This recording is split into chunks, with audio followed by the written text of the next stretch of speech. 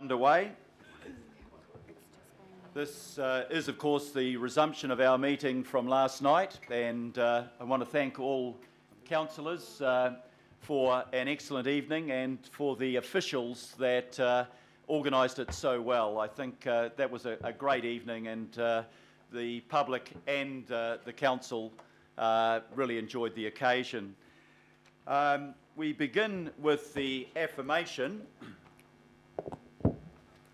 Tēnā koutou katoa, we seek wisdom, understanding, insights into the views and circumstances of others, strength to seek what we believe in, humility to accept the combined decisions of others, patience, good humour at all times, tolerance and courtesy, while working in the best interests of our community.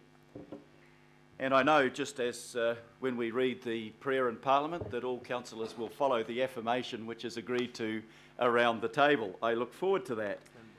Can I begin by calling for apologies? I have an apology here from Councillor Christine Fletcher, who's attending a funeral, I believe, this morning. Are there any other apologies? I will move that the apologies be accepted. Moved by Ross Clow, seconded by Desley Simpson. We put that motion. All those in favour say aye. To the contrary, no. Carried. We now have a declaration of interest. Could I please call for declarations of interest? I think we're all interested. We're all interested in the proceedings. We are looking for conflicts of interest, which is slightly different. No, thank you. There are no minutes for confirmation. This is the first meeting of the governing body. The acknowledgements and achievements, I think, is something that will be best dealt with on the 10th of November. Item number 6, petitions. There are no petitions. Item 7, public input. Today, no public input. Item number 8, local board input, equally none today. Extraordinary items. Are there any extraordinary items? No, thank you. Notices of motion. We have received no notices of motion. Items number 11 and 12 have been dealt with last night. We're halfway through the agenda. This is good. We should be finished by morning tea time. We now have, I think, the most important item on our agenda today, and that is the maiden speeches of 5 of the 6 new members of council. I having given my maiden speech last night. What I have mentioned to councillors that we have standing orders for a purpose, and the purpose is to keep to those standing orders for the orderly conduct of business.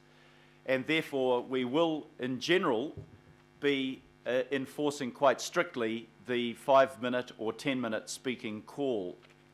However, today, given that these are maiden speeches, I am prepared to show a little latitude for those of you that have a burning desire just to complete a few more sentences after the bell goes. So we will show a little discretion today, but I'd like to congratulate all of the new members of council. To have about a third of the council changing, I think, brings fresh blood into our council and new perspectives. I welcome the re-election of all of the councillors around the table who are here with experience and wisdom, and I welcome equally the energy and the enthusiasm that I know the new members are going to bring. So can I now please invite, in alphabetical order, our new councillors to give their maiden speech to Auckland Council.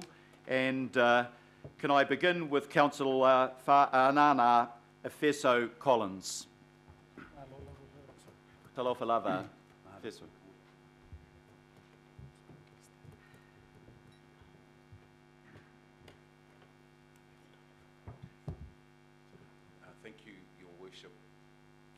O le viiga le tamā ma le alo ma le agaga paia e pei o le viiga saile amatanga e whapea fo'i ona pō nei maso uma i le whapapau lava, amen. O te tatale liu ai popoi, I le la manga nei sipa mangase ai maroro. O wai whai fōi o lo nau, I le manu, au le ngaru leo nei whati mai.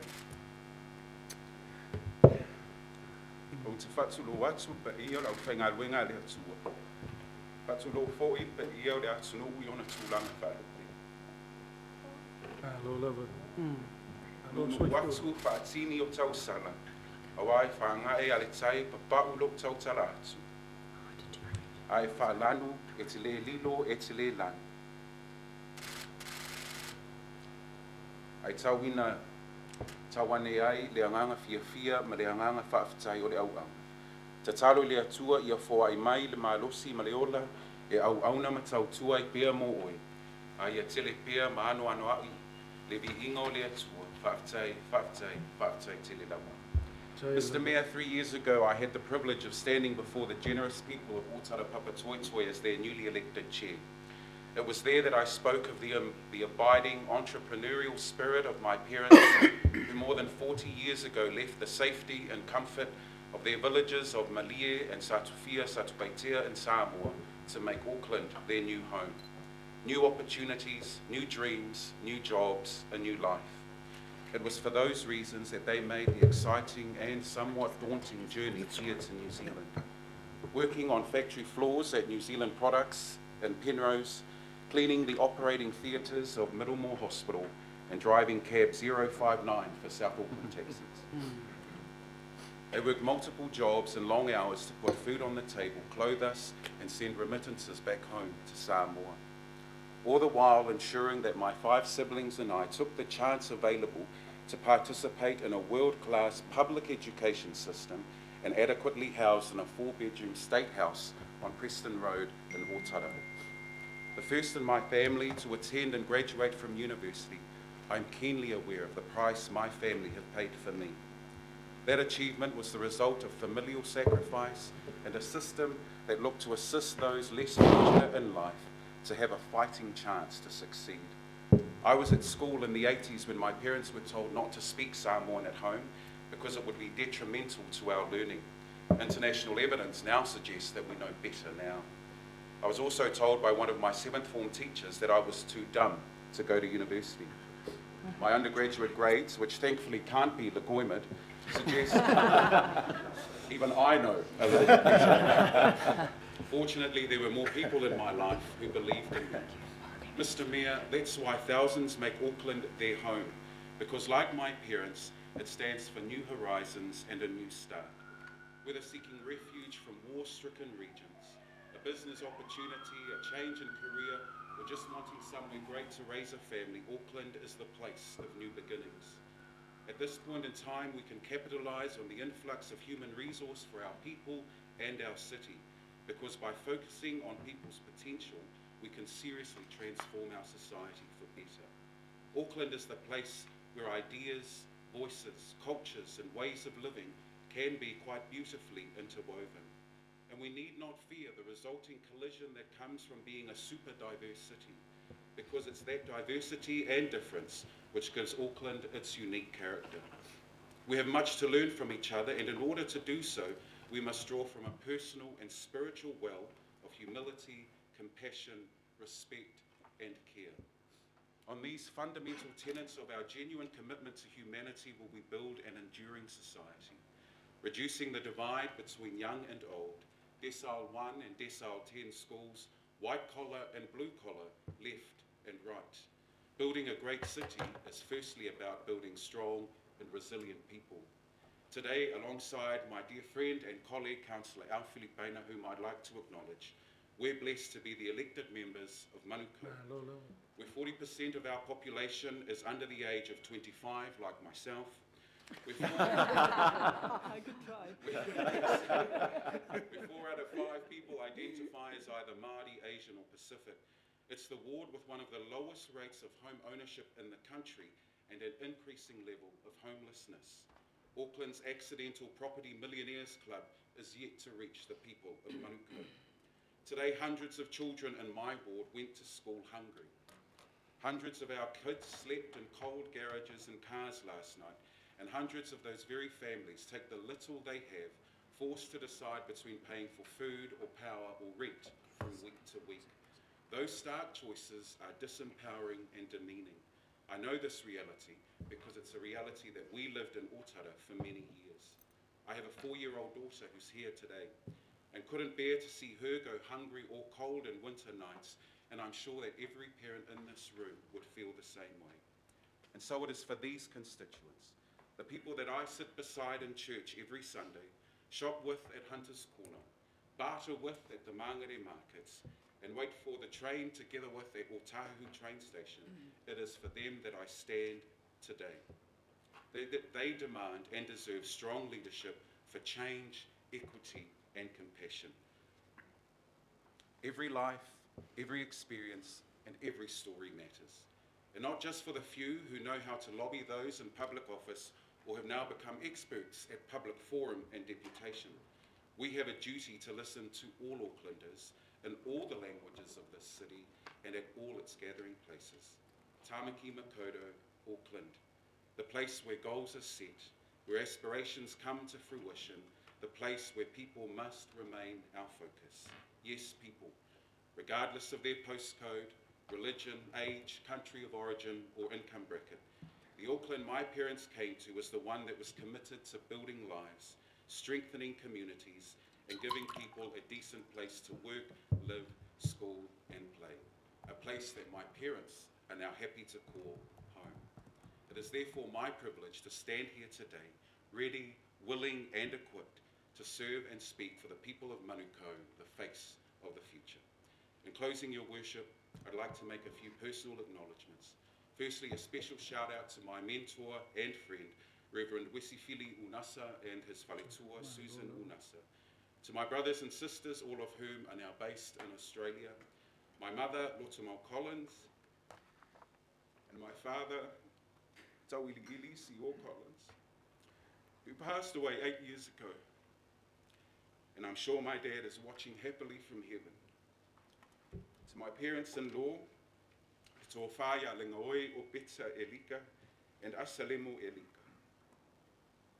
My mother-in-law, known better to Kapiriela as Nana, who only 5 months passed away. Today we remember her with deeply fond and special memories. Finally, to the two most amazing women in my life, my wife Fia and our beautiful daughter Kapiriela, who are here with me today.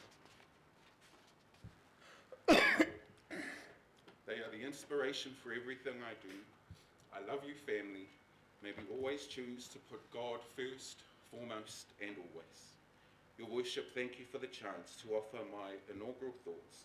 I look forward to a constructive, inclusive, and engaging term, and again thank the wonderful people of Manukau for this great honour. Soifua Mayima.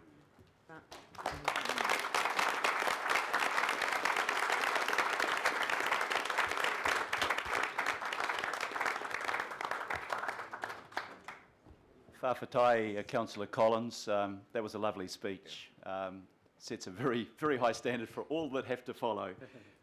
Can I now please call on Councillor Richard Hills to give his maiden address.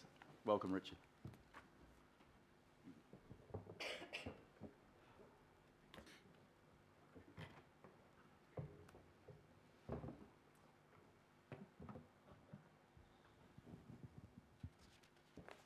A little bit shorter. We'll get you some books to stand on. Tēnā koutou katoa. Ki te whare e te nui tēnā koe. Ki te papa e tō kōtū rā tēnā koe. Kia koutou te iwi o Ngāti Whātua, te mana whenua o Tāmaki Makaurau. Ke te mihi, ke te mihi, ke te mihi. Kia ora. Ki ngā mate, haere, haere atu rā. Kia koutou ngā kanohi o rā, tēnā koutou katoa. Ko Ngāpuhi te iwi. Kia ora. Nō reira, ko Richard Hills, tōku ingoa. Kia ora. Congratulations to Mayor Phil Goff and my fellow councillors. It's a privilege to be sitting around this table with you. We have a busy and exciting term ahead. Firstly, I want to thank my partner, parents, sisters, all my family and friends for all the support and for being so involved in what I do, whether you like it or not. Politics can be tough and can even be tougher on those close to us, and they have little choice in the matter. I've had an amazing 6 years on the Kaipatiki local board, and I acknowledge Anne Hartley for asking me to stand for election in 2010. I wouldn't be here without you giving me a chance and the support to stand as a young person. Sorry. I also want to thank my previous chairs, Kay McIntyre and Lindsay Waugh, for all your work. All three of you amazing women have done so much for our community, and I'm glad to call you friends. We work so hard to get great things done, such as our youth centre, new walking and cycling connections, children's panels, park and town centre upgrades, investment in sports, arts, community facilities, and supporting many community-led initiatives, which will continue for many years to come. Thanks to Jill, the Kaipatiki Community Facilities Trust, and all the community organisations who we worked alongside on these projects. 3 months ago, I had no plans to stand for council. So I must also thank George Wood, not only for his contribution as a councillor, but for announcing last minute that he was standing down, which led to many calls and messages encouraging me to stand. One important call was from Chris Darby, who suggested we should work together. So I put my last minute nomination in. We worked day and night throughout the campaign. And we did it, Chris. We did it by being positive and talking about the issues that people cared about. Thank you to the North Shore for putting your trust in me. I will work hard for you and for Auckland, the greatest city on earth. I'm committed to working for better, more efficient public transport, shore rail, more safe cycling and walking connections, including Skypath, addressing climate change, the housing crisis and homelessness, protecting our parks, beaches, reserves and native bush, putting more effort into youth engagement and initiatives, and making sure council is seen in a more positive light with increased community input to become a more people-focused organisation. By becoming more people-focused, our community might feel more positive about us too. We need to talk about people more.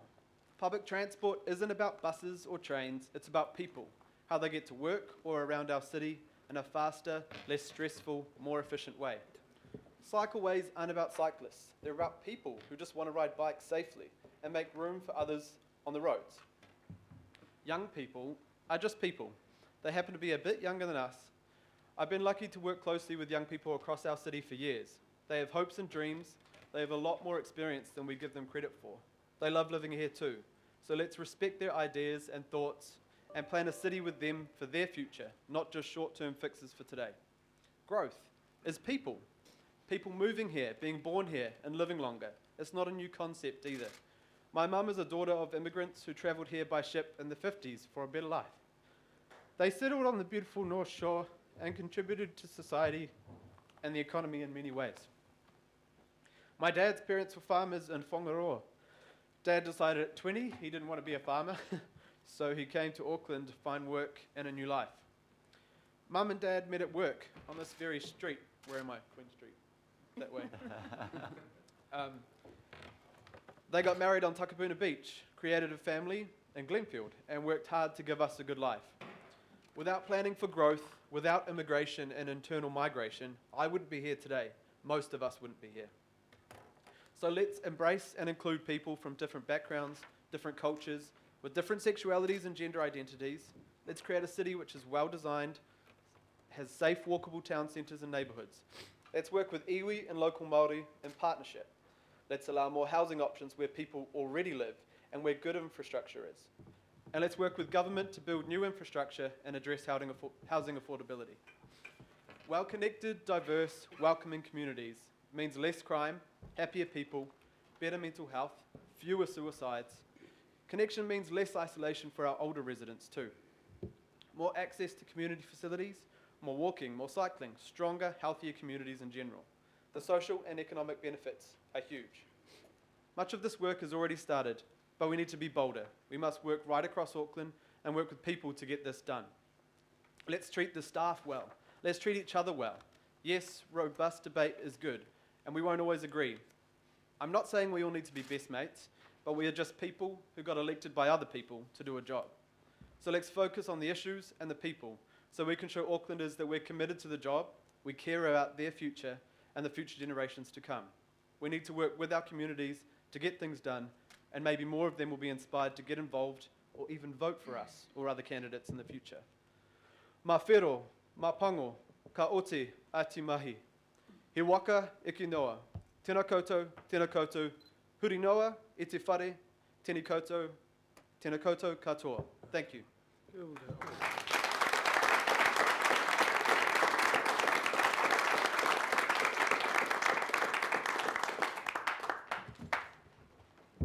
Thank you very much, Councillor Hills. Can I now call on Councillor Daniel Newman to give his maiden address, please?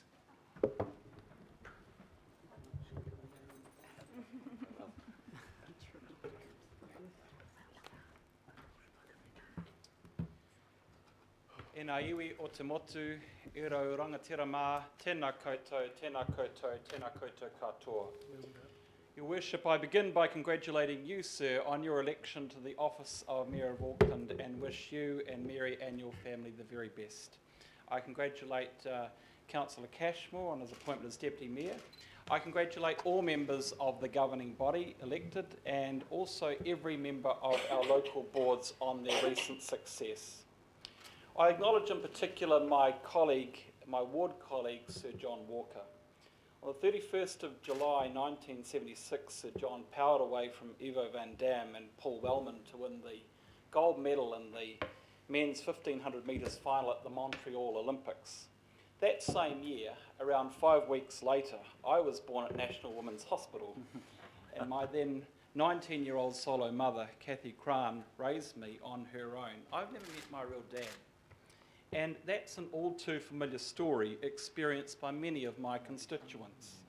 That the good people of Manurewa Papakura can elect both Sir John and myself is a testament to our cosmopolitan tradition. I would not be here but for the tremendous and empowering support of many people, and I want to acknowledge the presence of my good friend Angela Dalton, who is here today, and indeed the countless other friends of a lifetime. Manurewa Papakura is a complex and contrasting community of people who have come here from all parts of the globe. We are a hard-working people and we value family, whānau and aina.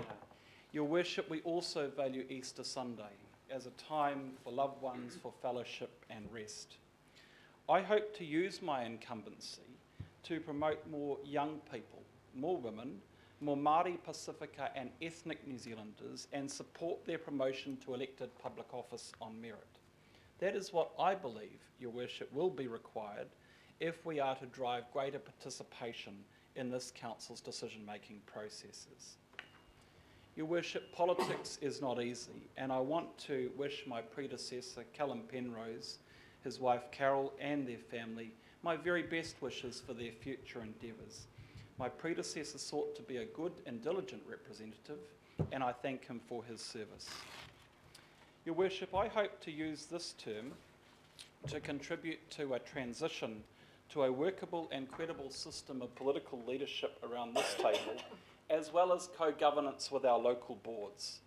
There must be, in my view, a cultural change to facilitate real change, which is driven by both political and by executive leadership.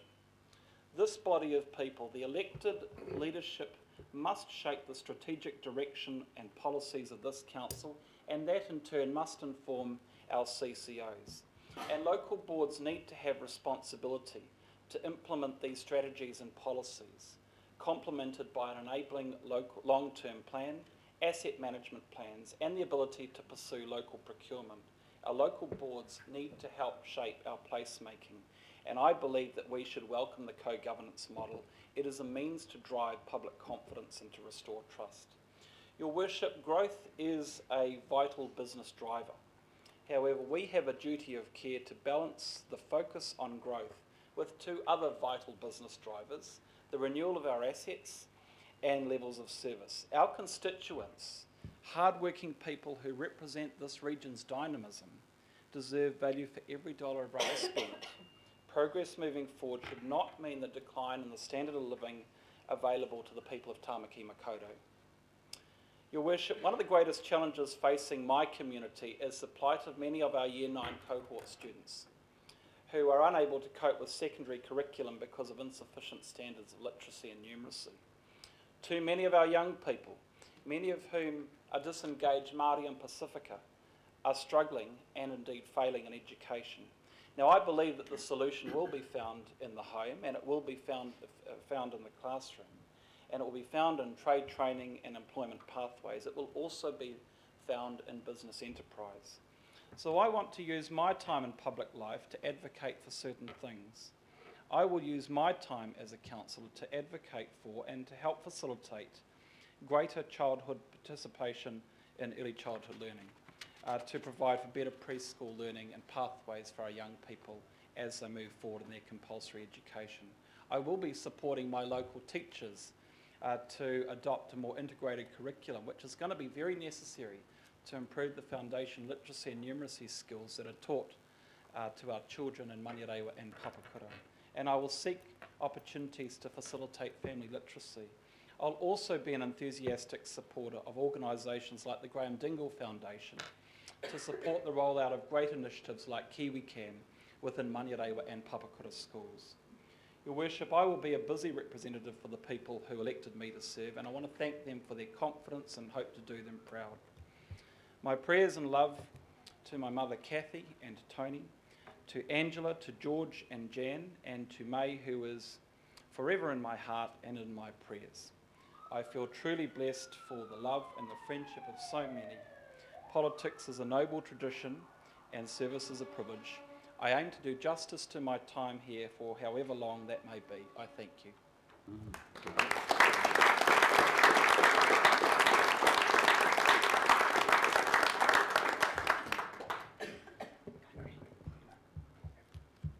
Thank you very much, Councillor Newman. Can I now call on Councillor Greg Sayers to present his maiden address?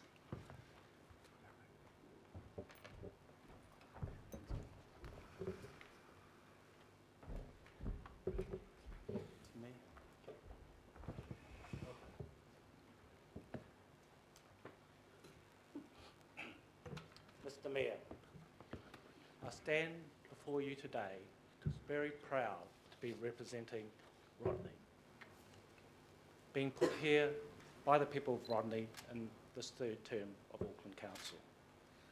I am honoured to be addressing the governing body for the first time with an eye on serving all of Auckland. I congratulate you on your appointment to the mayoralty.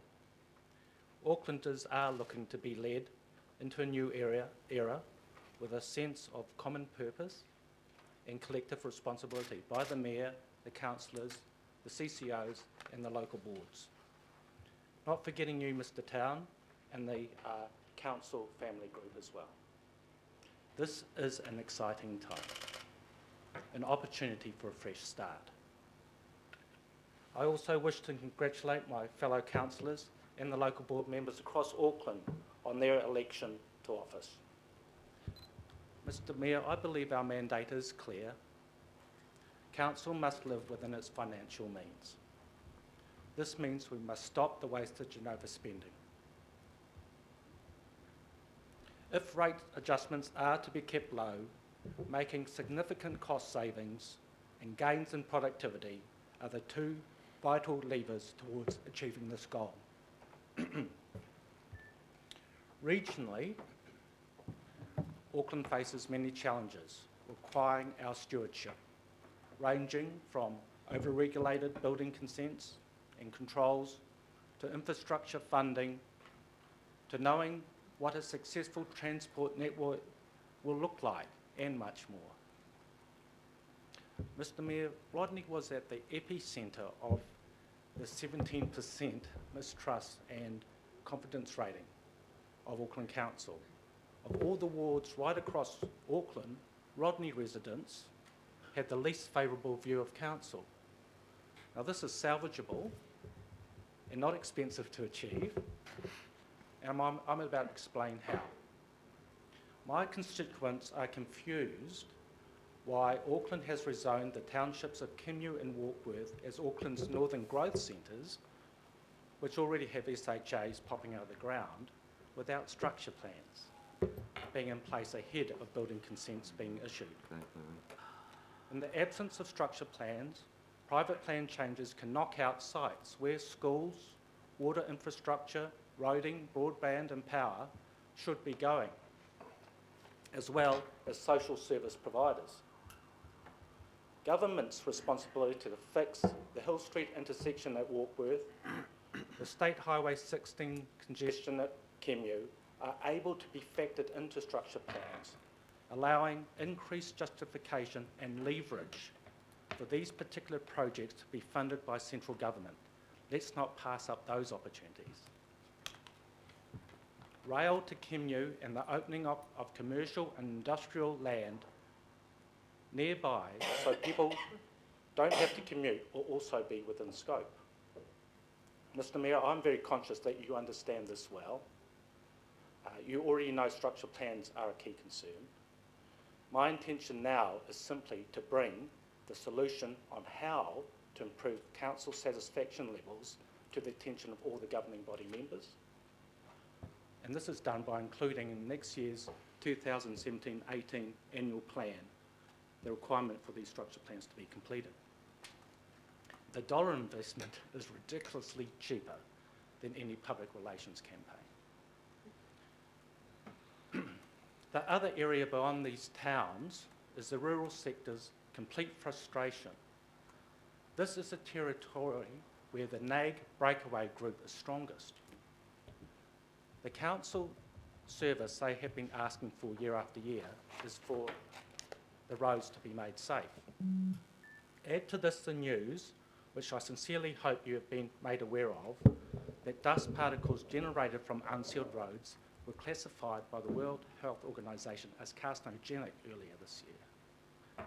I trust last term's councillors were also previously briefed that these findings have been formally presented to our DHBs and those board of directors. Mr. Mayor, we have no choice but to crack on and seal the most hazardous dust-producing roads under our health and safety obligations.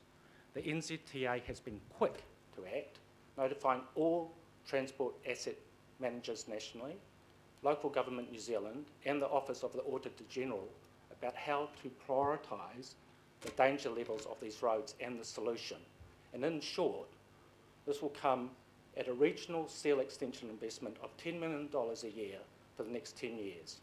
Again, not an outrageous capital investment to solve a newly recognised health issue while dramatically increasing all Aucklanders' confidence in council to make the right decision. So, in closing on a slightly more positive note, it is important for all of us to remember we do not win elections on our own. We win because of the support of our family who make many sacrifices to see us elected. I want to thank my family and my friends for their tolerance and support. My beautiful sister Christina is here today. Thank you, Christina. I would also like to thank the wonderful people in Rodney who helped me on my campaign. There are too many of you to thank individually because, as with any successful campaign, it relies on a huge team. I hope all of you will continue to feel free to give me your advice during the next 3 years, as there is no substitute to having good people on the ground telling me what is actually going on in our ward and city. Thank you especially to the voters of Rodney who turned out in significant numbers. Mr. Mayor, I am in the service of my city, in the service of my fellow citizens, and in the service of my country. There could be no greater honour. Thank you. This is my maiden speech.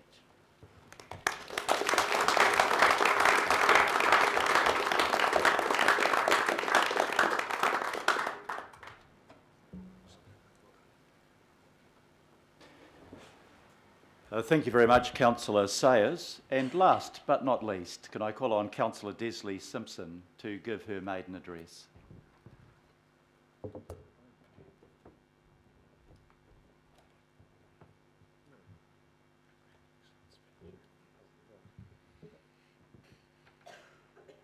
I think I'm the only maiden in the maiden speech.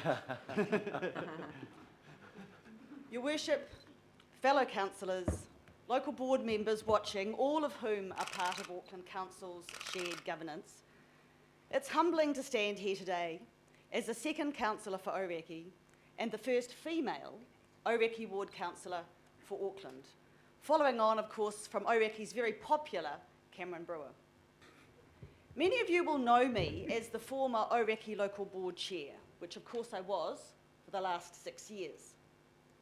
But what you may not know is that my family's history in governance of Auckland goes back many generations.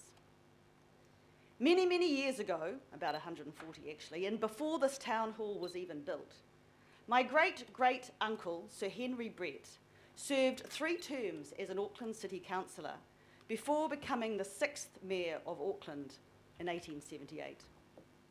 He was adorned with the very mayoral chains your worship was wearing last night, and the link that bears his name stands over your right-hand shoulder and will remain so every time you wear it.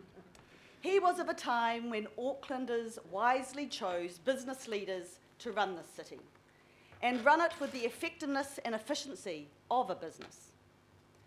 Sir Henry is also remembered as the founder and owner of the Auckland Star newspaper and well understood the importance of communicating with Aucklanders.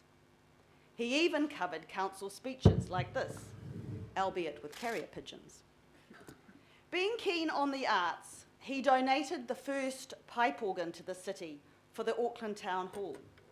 And I'm grateful, Your Worship, to carry on this family association with my council position on the Auckland Town Hall Organ Trust. My grandfather, Sir James Donald, was a member of the Harbour Board for many years, and I'm wearing his fob chain presented to him when he became Deputy Chair in 1935. My father, who sadly never lived to see me enter politics,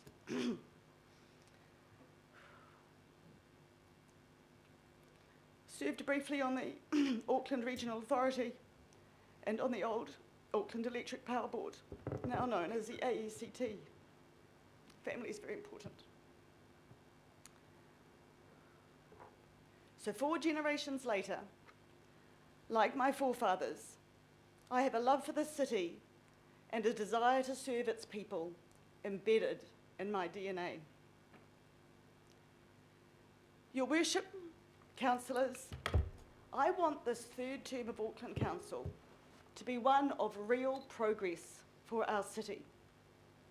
We've had 2 terms of getting used to the super city model. It's now time to really make it work. As the elected governors of Auckland, we've got to take back the reins, arguably held by others, and set clear expectations, reinforce accountability, drive transparency, and reflect the culture change we want. If we are to lift Council's tragic public satisfaction rate and get the super city working, we have to work more efficiently and effectively as a team, and that starts around this table. Look, we won't agree on everything. That's democracy. But we do need to find early agreement on the things and visions and projects to progress so that we can get going, as there's certainly much to be done. Communication is integral to our success. The Herald is not where we should read of new mayoral or council projects or ideas. But in communicating Council's vision and deliverables, we need to further foster the understanding, because I certainly don't believe it's there now, that local boards and CCOs are integrated parts of Auckland Council, not separate warring bodies greater or less than this one here. Boards undertake a substantial amount of consultation with their communities to come up with priority projects and activities for what are meant to be serious documents like local board plans. So I think it's downright embarrassing that far too often those plans struggle to be realised. Separate governing body work programs have in the past charged ahead without much reference to local board priorities, and that has to change. Auckland has a shared governance model, and there is a lot that we can learn from our local boards. They are our grassroots ears and eyes, And under the previous council leadership, local boards have not been given the mana and respect or funding that they really deserve. If I had $1 for every time I have heard or read council and local boards as if separate entities, I could almost fund our infrastructure budget myself. Well, almost. Our challenge is to address housing, transport, and build critical growth infrastructure without to continue punishing our ratepayers with high rates rises. Aucklanders want to see value for the rates they pay and the rises they get, and more often than not, they don't. Our communities have seen higher rates and lower service levels. Loud and clear throughout the recent election, we have heard that people want us to be smarter with their money, doing more with less. For me, this absolutely includes us bringing council back to delivering its core council services efficiently and effectively. Our new unitary plan cannot be properly realised without infrastructure in its many forms securely in place to support that planned growth. Council's current wish list for new infrastructure over the next 10 years is hovering around $20 billion. As one of the biggest businesses in the country with assets of nearly $50 billion and debts of $7.5 billion, we have to be financially smart, really smart, for our need is great today, let alone for the future. It's absolutely critical we find new ways of funding what we want and need to do. I'd really like to be part of helping council tap into wider sources of funding. Under the Ōrākei Local Board, we took a grassed-over former rubbish dump, created a multi-million-dollar agreement with Oceania Football, which has seen the building of 2 international football fields, 2 training fields, changing rooms, toilets, seating and car parking. This was all at no cost to ratepayers, without the sale of any land, and without council even to have to foot the bill for OPEX. People want to invest in Auckland. We need to encourage and support that. Working more closely with the private and not-for-profit sector, we will push council to become smarter and more agile, and I'm keen to encourage more of that. It's also important we get the right people working for council across all its parts. As well as putting champions of progress in the right place, we must monitor that performance and reinforce our goals on the accountability front. To that end, my signalled role on the Appointments and Performance Review Committee is a very welcome challenge. In conclusion, I come to this table committed to working with each of you to cut waste and duplication, untangle this suffocating bureaucracy, be more transparent in what we do, improve and streamline our deliverables, tangibly improve the ability to move in and around Auckland, build more homes and deliver infrastructure that can cope with growth. If we make strong progress in these areas in a fiscally responsible way, we will be on our way to improving council's trust and confidence levels.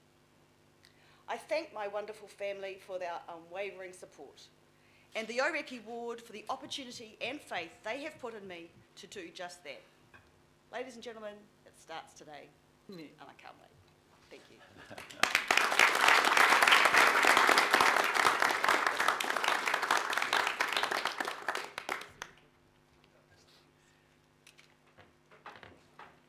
Thank you very much, Councillor Simpson. Well, maiden speeches are the occasion when you can speak from the heart. And I think we heard all 5 councillors today speak from the heart about the things that are important to them, and most particularly to speak about the support and encouragement they get from families. And as I did last night, I'd like to acknowledge again the families of all of us that tolerate the disruption in their life that our duties as elected representatives occasion. But I think we can be very confident, having heard 5 very good speeches, about the quality of councillor performance in the coming term. So congratulations excuse me, to all of the new councillors. Thank you for your heartfelt thoughts. Thank you for setting out your priorities for what you think is important in your future role on this council. It's been a very good occasion, and I think will be the highlight of our meeting here today. Can I now draw councillors' attention to item number 14 on the agenda, which is a requirement on us after each triennial election to receive a general explanation of the laws that affect all of us as elected members. And can I call upon Catherine Anderson, Director of Legal and Risk, and Danny Gardner, Manager of Public Law, to give councillors an explanation. For those of you who have been on council before, this will not be new, but it's always good to have that refreshed. For those of us that are new, it's quite important. Tēnā koutou katoa. And apologies in advance for an item on your agenda that is less inspirational than the one that we've just had with the wonderful speeches that we've heard. But as the Mayor has outlined, this is an important legislative requirement. And you have on the agenda in your papers a detailed explanation. What I'm proposing to do is just to talk to you briefly for 3 to 5 minutes, take any questions you may have, but the key point to leave you with is that there is a team here at Council ready to assist to enable you as decision makers to be proceeding with decision making in a lawful way at all times, and none of you should hesitate at all to contact us if you require any assistance or clarification or explanation.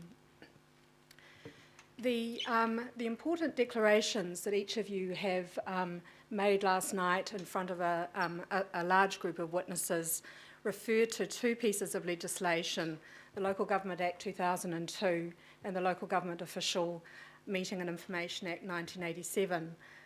Part of the story here, as you'll see in the papers before you, is that is just a very, very small snippet of what is relevant to you in your decision-making roles.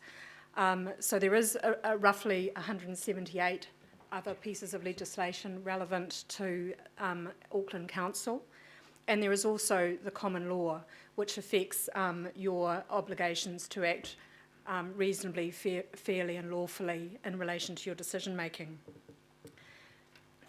The legislative requirement that places this item on your agenda requires me to draw your attention to some specific pieces of legislation. I mention those now, and there is more detail in the briefing paper to you.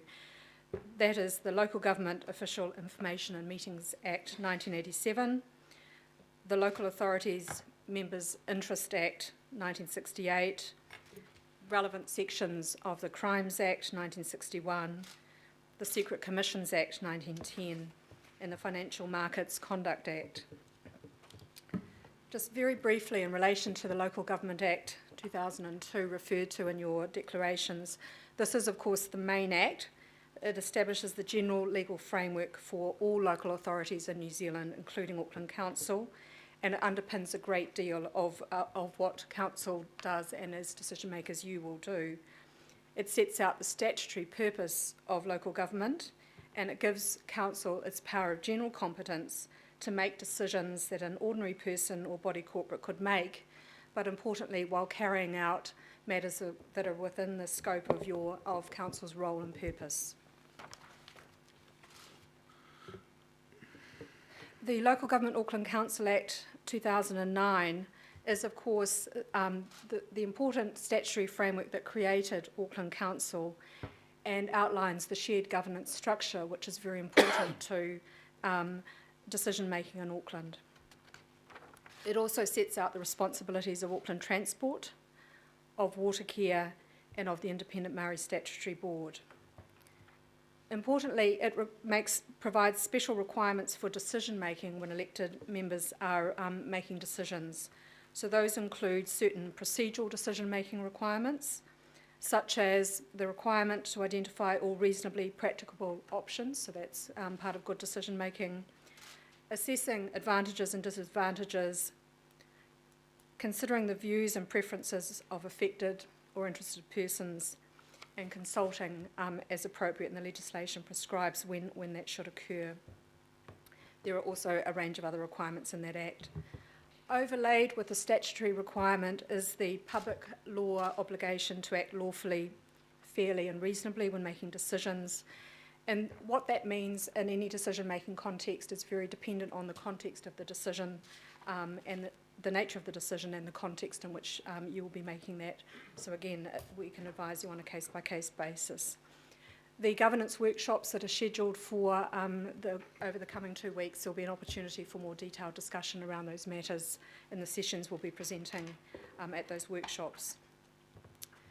In relation to personal liability of elected members, if for any reason you are named as a party to legal action, you are generally indemnified by council for costs and damages and any civil liability if you acted in good faith and in pursuance of council's responsibilities or powers, and the costs of successful defence of criminal action relating to acts or omissions as a member.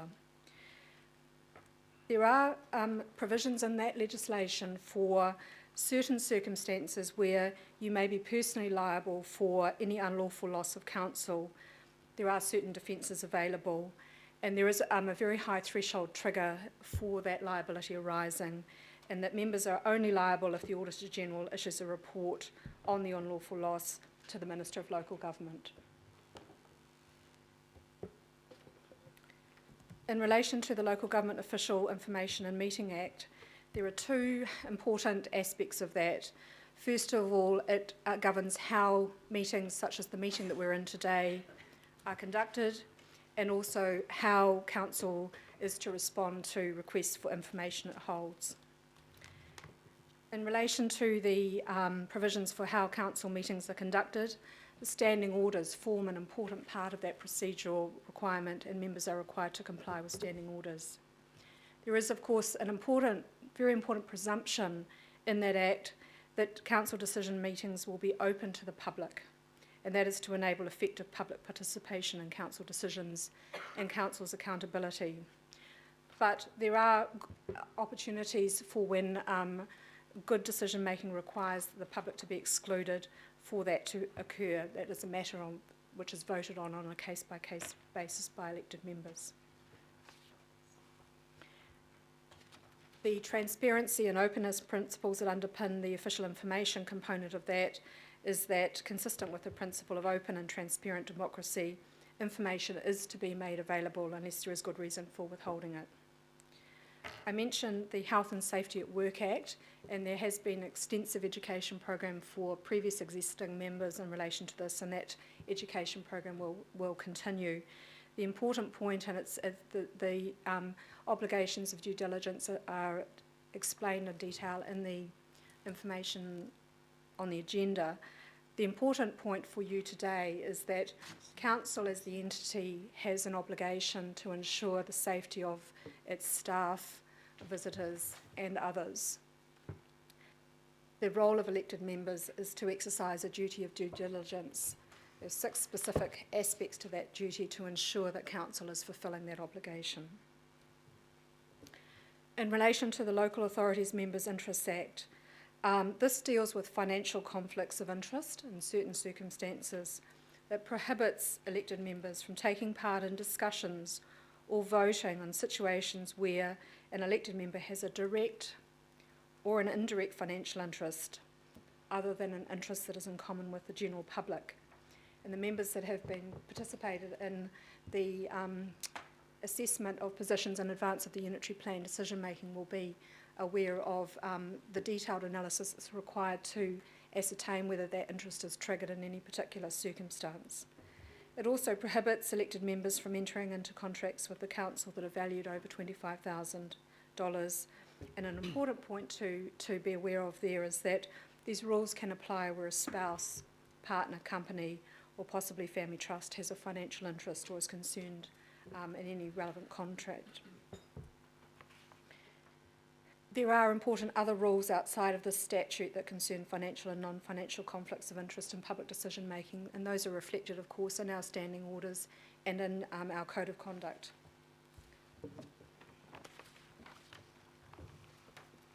In relation to the Crimes Act 1961, this includes crimes of bribery and corruption by elected members and employees of local authorities. Plainly, it's an offence for an elected member to corruptly accept or obtain a bribe for doing or not doing something in his or her official capacity as an elected member. It is also an offence for an elected member to corruptly use or disclose any information received in that role to obtain any advantage or financial gain. A consequence of conviction may be imprisonment and would result in an elected member being disqualified from office. The Secret Commissions Act 1910 makes it an offence for an elected member to take bribes or use their position for improper gain. It is also an offence for an elected member not to disclose a direct or indirect financial interest he or she or a close family member has in a council contract. The consequences are the same as for the Crimes Act. The Financial Markets Conduct Act applies to council because, as you know, that we issue bonds to the public on the New Zealand Stock Exchange. And elected members may be an information insider in terms of this act. Therefore, there are circumstances where elected members will receive material information that is not generally available to the market, and there are limitations on what you can do in those circumstances. Certainly you must not trade in council bonds or disclose information that another person who is likely to trade in council bonds or to encourage any person to do so. What's material information is information that a reasonable person would expect, if it was generally available to the market, to have a material effect on the price of quoted financial products of Auckland Council.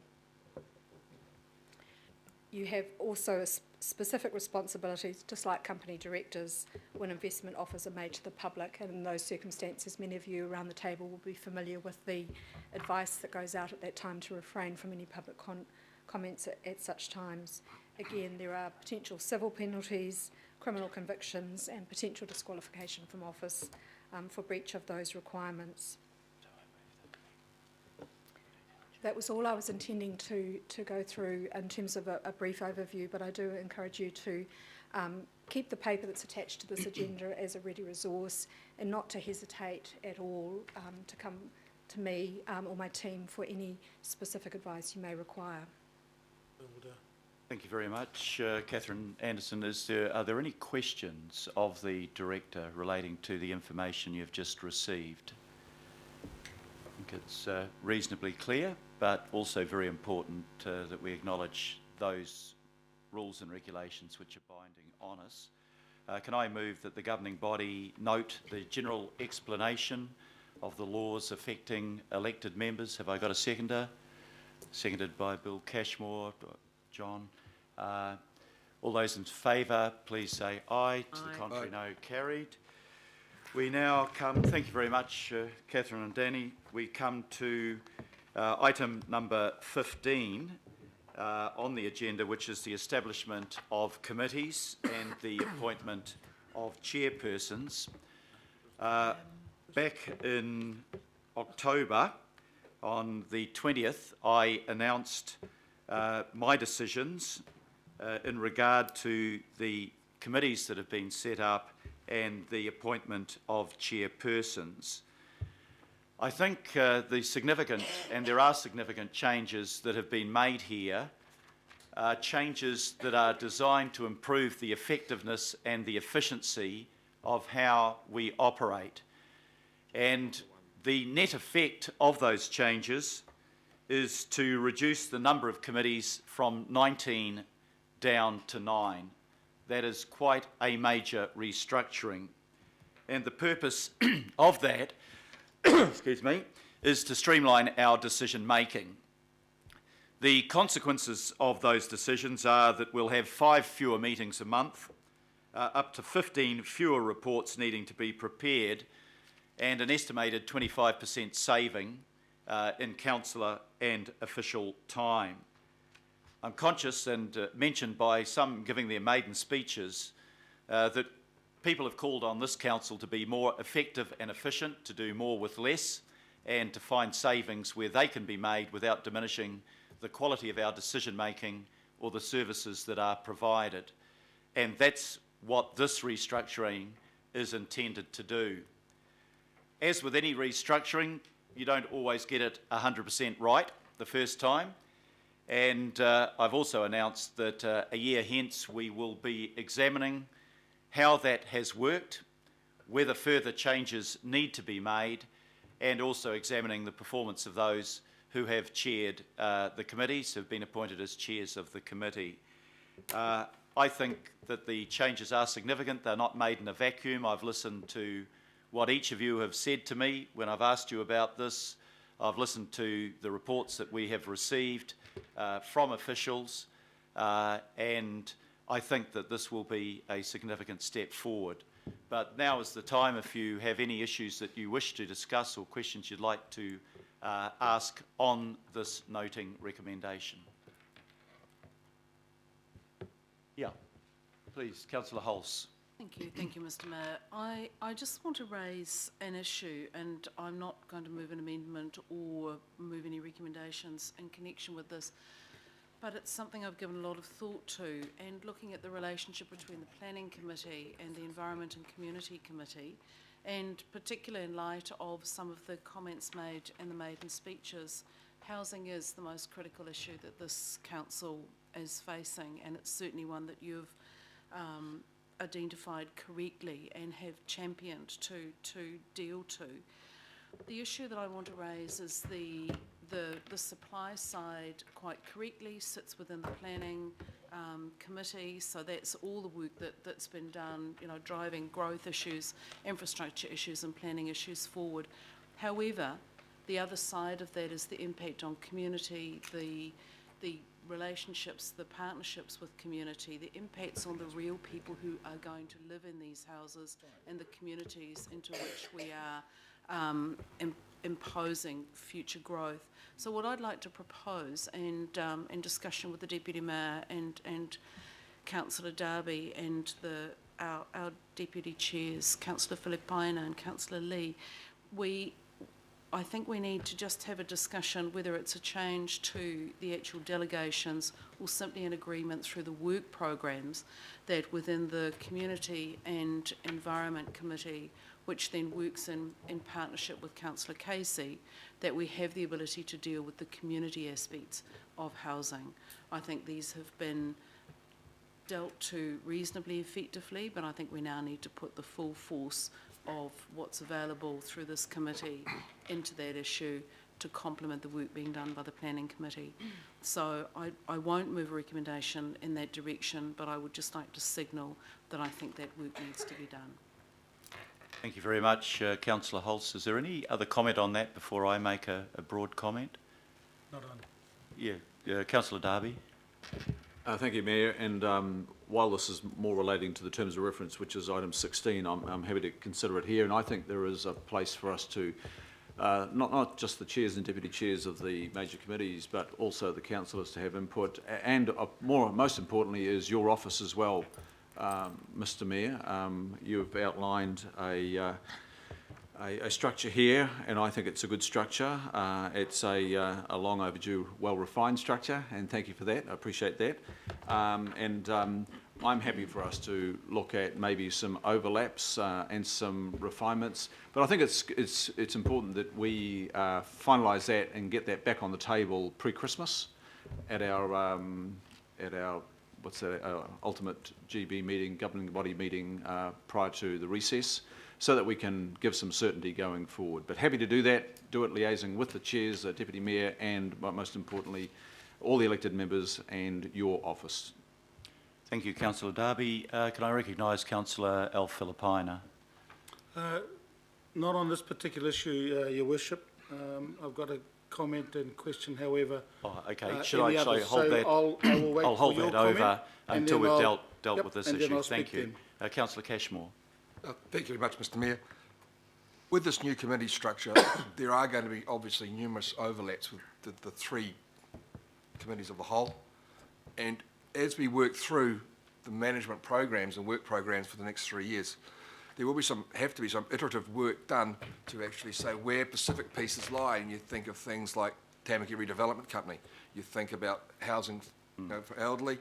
You think about some of the youth challenges that we have from employment. They have crossovers with economy, community, and planning. What we need to do is work through that detail over the next month or so to come up with those work plans, and then come back to the governing body and say this is what we're potentially looking at, and get all of us here to sign off on iterative pieces of 3 years' work, which is important that we get the buy-in of all. The second point, Mr Mayor, is to do with the advisory panels. And the question to you, sir, is you have the sign-off on the membership of those panels.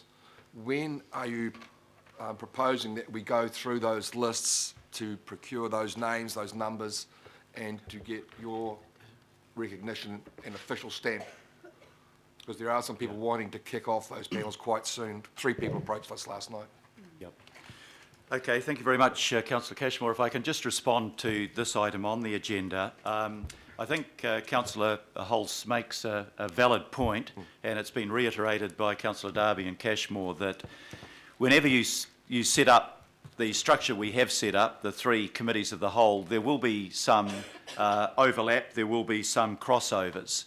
And I think probably, as you've suggested, Councillor Holst, the best place to start on this is to look at the work programs of the respective committees and see if we can sort the issue out in that way. And I'm happy for the people nominated, the Deputy Mayor, the Chair and Deputy of both Planning and Environment and Community, to form a group to look through that work program and see if we can differentiate the requirements in that way.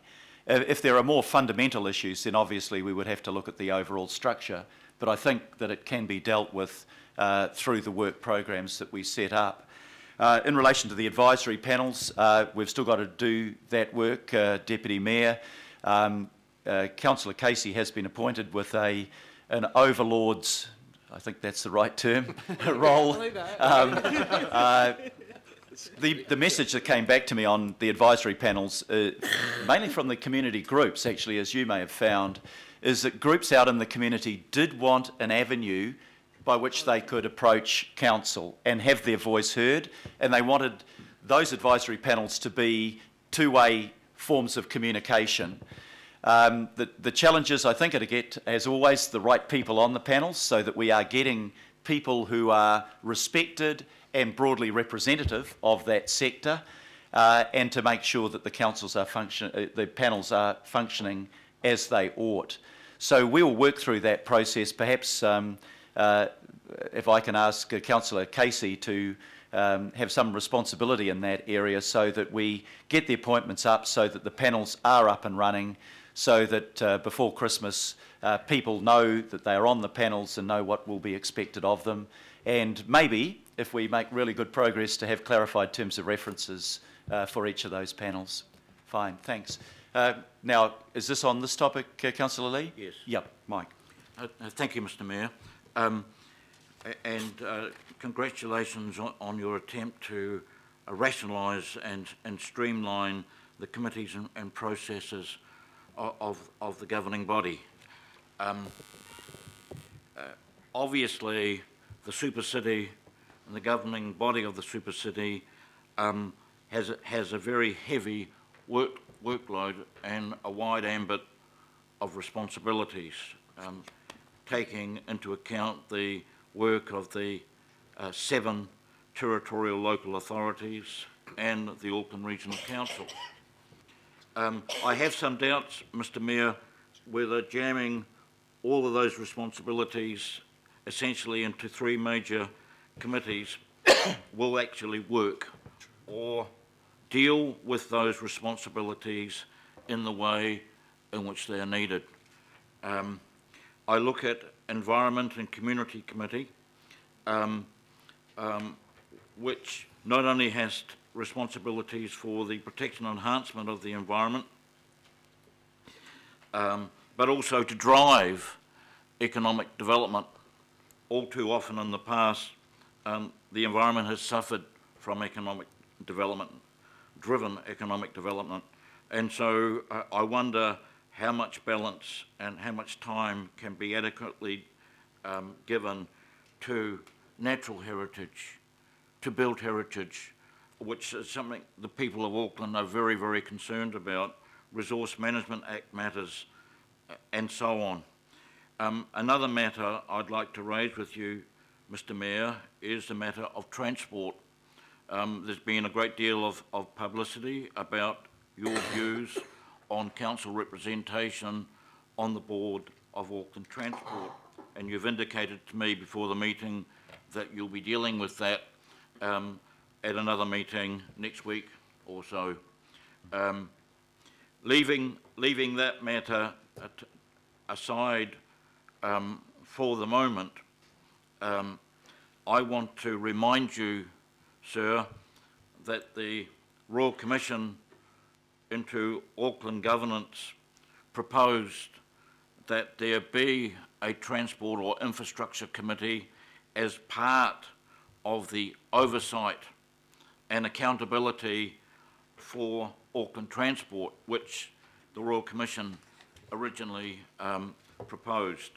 I see stuff about worsening traffic congestion, but I don't feel adequate attention is being given to this body's role and this body's responsibility in regard to transport at least, and then there are other elements, vital elements of infrastructure that again this governing body is responsible in the end for funding.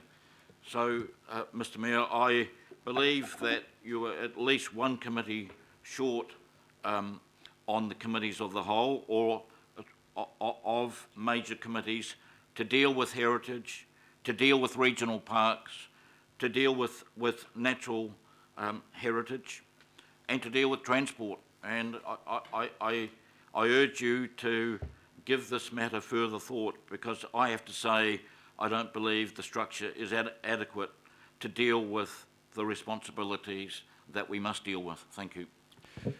Thank you, Councillor Lee. Are there any other points relating to Councillor Lee's comments before I respond? If not, you've raised a number of points, and I think they are worthy of consideration. Whether the structure works or not, I guess the old saying, the proof of the pudding is in the eating. We'll make that judgment when we've trialled the system. A lot of thought has gone into it. I believe that it will be effective. That is not to say that we won't discover ways and means by which we might further strengthen it. In relation to the incompatibility of environment and community with economic development, I've always been firmly of the belief that they have to be complementary, that you have to go for both goals to protect and sustain your economy while building your economic development. And if one doesn't take into account of the other, and vice versa, then we are not succeeding in the objectives that we face. I accept your point about natural heritage and built heritage. I know, Councillor, that's been a particular passion of yours, and I think through the Heritage Panel, and also perhaps through the devolution of particular roles and portfolio responsibilities, we can make sure that that is not overlooked. I'm not going to go into detail at the moment about the question of oversight of CCOs, other than to say that the clear message I got from around the city, from Wellsford in the north to Waiuku in the south, was that people wanted a coherence and a consistency between what CCOs did and the main council family.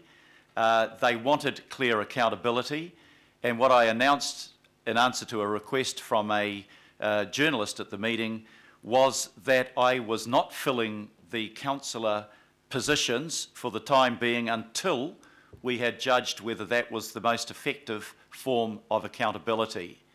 It would make no sense at all to fill positions and then say, but now we want to see whether that is actually the right thing to do. The mandate that is set out, I think, in CCO governance is that we have to replace, or that we may replace the people who are directors on the AT board after the triennial election, and it makes sense, I think, to examine what we want to do before making the final decision. But that decision should come back to an extraordinary meeting of the council that will be held on the 10th of November, which is next week. I have circulated to all councillors my thoughts on it, what I'm trying to find out. It's not simply about AT, it's actually about all of the CCOs, that we want to ensure that we have the proper accountability, whether it's through statement of intent, letters of expectation, other mechanisms that are available to us, the inquiry powers of the committees of the whole, all of those are important ways. There is no question but that we should demand accountability from our CCOs, and we should exercise the oversight that is allowed to us under legislation. I just want to do the homework first and then make the decision in that order that makes sense. I think that's probably long enough. I think we'll have a full debate on this probably at the end of next week, so I don't want to simply duplicate that. Councillor Filipaina, you had another issue you wanted to raise? I did, Mr Mayor, but it's now two issues. One, I'm going to ask a question around process. The process question I have, Mr Mayor, is around appointments to the committees reporting to the governing body. Now, I don't know whether you've lost my name in the whole process of setting up the committees, but I noticed that I wasn't on any of them. I've raised that with you in particular. So what is the process that we have if you wish to be on any of the committees that are not committees of the whole? That's one process I want to sort of at least air here, because there are some committees that you have put in place that I wish to be part of. So can I ask that particular question? I then have a comment and question on the advisory panels that was raised by the Deputy Mayor. Yep. Do you want to do the two together? Okay, I'll raise now the question around the panels. When I saw my name with the Pacific People's Advisory Panel, was happy as Larry, and I don't know who Larry is, but I was happy as Larry. But Your Worship, I then had a discussion with some of the members of the Pacific People's Panel. Now, some of the issues that they have had is one, the terms of reference around really getting involved in the work that they have from their perspective. Also, Your Worship, and this is one, they raised a concern with me, and I'm airing this now, is that it took a few months, and I think it took through to about April or May before, after the election process, that they ended up getting together. There was another few more months before they could actually get their whole meat into the issues from a Pacific perspective. So I welcome your earlier comment that, you know, we need to have a look and hopefully by the end of this year have the terms of reference in place, and again with Councillor Casey. But I will be hopefully interested to find out that we don't sort of wait month, and then we're into the end of next year before any real work that our Pacific panels and all the advisory panels get their teeth into. So those are the questions I have for you, Mr Mayor. Okay, thank you, Councillor. Look, can I start with the second issue you've just raised? Yeah, look, I think it is important that we get on and we do the job, and I think the role that we've created for Councillor Casey is so that we have some consistency around the panels, but so that those of you that are liaison members on the panels, but actually all of us generally, are confident that those panels are working to the best possible effect. Some people have come back to me and said our panel is fantastic, we're really happy with it. I've heard other comments and seen other comments through earlier in the year from other members that say we don't think they're achieving what they want. So now is a very good time just to examine how the panels are working, whether we want to make changes to the way in which they work and how we want to set them up in terms of their membership. So I think if we can coordinate that through Councillor Casey, and that each of you give the input that you believe is appropriate to ensure that we've got those terms of reference right. You're the people that have served on the panels, you've got the first-hand knowledge, you know what's worked and what hasn't worked, so we'll be relying very much on the input that you can give us, and from the panel members themselves actually, how, if at all, these need to be changed. So if I can ask you to have a bilateral discussion with Councillor Casey on that, that would be good. On the first question, I went through the process in terms of the appointments to committees that all of you are aware of. I think I spoke to each of you personally on a number of occasions about that. Inevitably, not everybody got what they wanted, but if there are particular areas that you want to take up with me again, Councillor, I'm more than happy to continue that conversation. So that and perhaps if we do that offline, that's probably the best way of handling it. And Mr. Mayor, I just wanted to make one comment on what you've just said, is that I'm actually not on any of them. That's the whole point I'm making. Yeah. So I don't know where that slipped through the cracks. I'm not actually on any of those subcommittees, so hence the offline conversation will happen. Yep, very good. Okay. And there are a number of other committees that we're coming to in another section on our agenda where people have also been given responsibilities. Okay, if that's the discussion, I move that my decisions on the establishment of committees and the appointment of chairpersons are noted. Can I have a seconder for that? I'm happy to second that. Seconded. Thank you, Councillor Hulse. All those in favour, please say aye. Aye. To the contrary, carried. Right. Item number 16, I think we come to next, which are the terms of reference for the committee. And if I could ask Warwick McNaughton, Principal Advisor of Democracy Services, to comment on this paper, please. Thank you, Your Worship. The key point to make about adopting the terms of reference is that this is the mechanism whereby you, as the governing body, empower the committees which the Mayor has set up with responsibilities, powers and duties. Just some other further comments around the terms of reference. Just to draw your attention to a new clause which we have inserted in there. There is a clause that deals with possibility of ambiguity or uncertainty between which committees a matter goes to. We've just inserted another clause there which gives the Mayor the ability to make a decision that in fact a matter ought to go straight to the governing body rather than a committee which does have a delegation to deal with it. Great. I'd just like to talk briefly about quorums. We've carried over into the document the practice of the previous council to do with quorums, and that is that with most committees, although the legal minimum quorum for a committee is 2, it was the preference of the previous governing body that it be set for committees at around about a half if the number of members is even and a majority if it's odd. So that's been continued except for a couple of committees. So for example, the Civil Defence Emergency Management Group Committee has a lower quorum than a half of the members.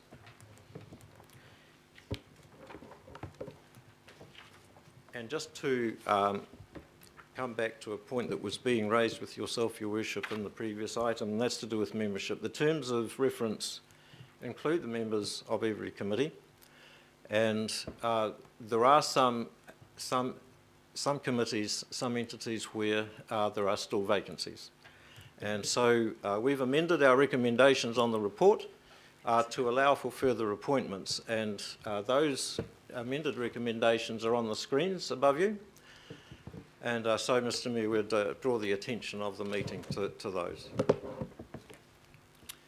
Thank you very much, Mr. McNaughton. Are there any questions to Mr. McNaughton? Kathy, Casey. Just on the terms of reference, Warwick, last term libraries reported to the Community Development and Safety Committee on regional and strategic issues. I'm assuming, although it's not written anywhere in the report, that will continue. It might be one of those matters, Your Worship, that there needs to be some finessing around. Okay. Right, that signals to me that there's an issue that we need to look at and resolve. Do you want to? Did you want to speak further to that? No. If it was just recognised that libraries report to Community Development and Safety, as has been the case, that's fine as long as it's not. Well, we'll work on that to try and get you some clarification of it and seek your input. Councillor Cashmore. Thank you, Mr. Mayor. Warwick, the Hauraki Gold Forum's been in action for a long time.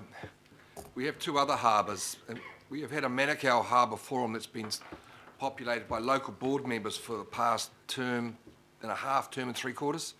It's done some good work, but having spoken to some of the membership around the Hauraki Gold Forum, they would like and feel it would be advantageous to have it council law led and perhaps having 2 or 3 councillors on it.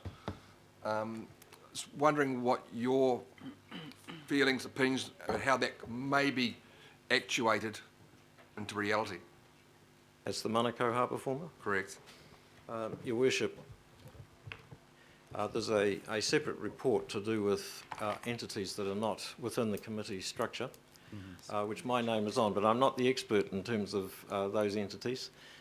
Just bringing them to your attention in one combined report because appointments need to be made. But in terms of your question about the governance of Manukau Harbour Forum or the Hauraki Golf Forum, I'll need to defer to that.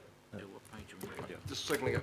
Yep, that's something we can look at. We do have an appointee on the Manukau Harbour Forum from the council. I think it's we're nominating. Is it Councillor Newman for that? Maybe I've got it wrong. Don't look so surprised. We'll come back to that and have a look at it, Deputy Mayor. If we can move now to the recommendations. I'm sorry, Councillor Filipaina, I didn't see that you'd sort of called. Mr Mayor, I know that our meeting next week will have the ability for people who wish to go on the subcommittees, the ability to at least talk to you offline. There is, however, one other committee that I'm part of, and it had to come through the governing body for appointment, and that is Te Maruata. So look, I will talk to you offline in regards to that particular one that I have been a member on for the last 5 years. Yes. I do recall that you raised that with me. So I talked to staff about it and indicated that you were keen to continue on that board. So we'll check out what's happened. Yeah, and that needs to come through again as a recommendation through the governing body. Yep, no, we'll follow that up if I can ask staff to make a note of that now. Thank you. Sorry, were there further calls from councillors?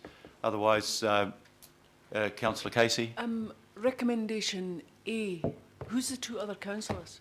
That's exactly what I'm coming to next. And if we can work through that, we have vacancies that I am looking for volunteers for. And the Domain Committee, Councillor Mike Lee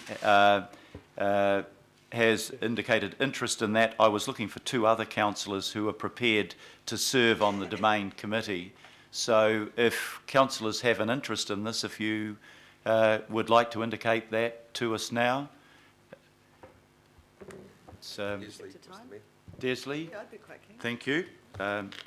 Accept that. Is there one other appointment, Mike? I'm not too sure, Mr Mayor, but in regard to Councillor Fletcher's interest in this, I know that she served on that committee and chaired it, and I'm sure she would be interested. I'm not entirely sure what her position is. Yeah, I was keen that she continue in that position, but she declined. So we have one other vacancy. If we can't fill it now, I'll come back to members and arm twist in different ways at a different point. But if there's somebody that's keen to do that. It's not, it's a question. I accept your nomination. No, that's a question.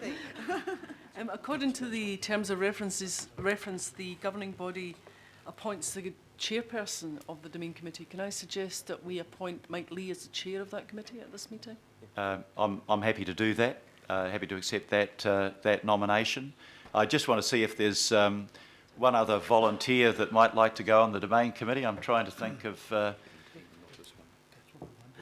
anybody that feels that they have particular. Thank you. Mr Chairman, I just think for a lot of us it's actually working out what our workload will be at this point and knowing I'm quite keen, however I might need to negotiate something else. So as a proud Aucklander, I would, Councillor Cooper, I'd gratefully accept your tentative acceptance of that. I don't think the workload is huge on that committee. Warwick, have you got any comment on that? The main purpose for setting up a combined committee is to just make the matter of going both to the governing body's own committee and separately to the Waitemata local board, rather than doing that on 2 separate occasions, doing it just once. In fact, that creates fewer meetings. I don't think the frequency of meetings has been monthly. I think it's less than monthly, but I'm not entirely sure. Okay. Thank you for that. Well, we have in the resolution both the appointment of members and chairperson. So I will move that we appoint Councillor Lee, Councillor Simpson, Mike Lee, Councillor Simpson, Councillor Cooper to the Auckland Domain Committee and appoint Councillor Mike Lee as chairperson. Second. It's been seconded. All those in favour, please say aye. Aye. To the contrary, no. Carried. Right. The second resolution here is appoint Councillors Darby, Hills, Lee and Walker and one other councillor to the Hauraki Golf Forum and confirm the previous delegation to the Great Barrier Local Board and Waiheke Island Local Board to appoint one member each. So I was keen for one other councillor. Councillor Watson, you'd be keen to do that? Accept that. We'll add that to the resolution. Councillor Darby. And previously we've had an alternate as well, and I think it is important that we, by this motion, choose an alternate. Yep, we can do that. Is there somebody that would wish to be nominated as an alternate for the Hauraki Golf Forum? Leslie Simpson. Thank you, Councillor Simpson. So we just need one alternate usually, I imagine? Yes. Yep. So I move recommendation B that we appoint Councillors Darby, Hills, Mike Lee, Wayne Walker and Councillor Watson and Councillor Simpson as an alternate to the Hauraki Golf Forum and confirm the previous delegations to the Great Barrier Local Board, Waiheke Island Local Board to appoint one member each. That's been seconded by Councillor Wayne Walker. All those in favour, please say aye. Aye. To the contrary, no. Carried. Recommendation C, appoint Councillor Denise Lee and Councillor Watson and one or two further councillors to Te Tiriti o Waitangi, the Treaty of Waitangi Settlement Working Party. So we're looking for one, perhaps two further nominees for that. I would nominate. Councillor Newman has indicated an interest and Councillor Cooper. Yep. So we'll add those two names. Do I have, well, I'll move the motion again that we appoint Councillor Denise Lee, Councillor Watson, Councillor Cooper and Councillor Newman to the Te Tiriti o Waitangi, Treaty of Waitangi Settlement Working Party. Do I have a seconder for that, please? Second. Seconded from? Yep. Feso. All those in favour, please say aye. Aye. To the contrary, no. Carried. Recommendation D. Sorry. Oh, Councillor Darby. So, Mayor, just at this point, I noticed the City Centre Advisory Board has yourself and Councillor Lee as the nominees. Totally support that.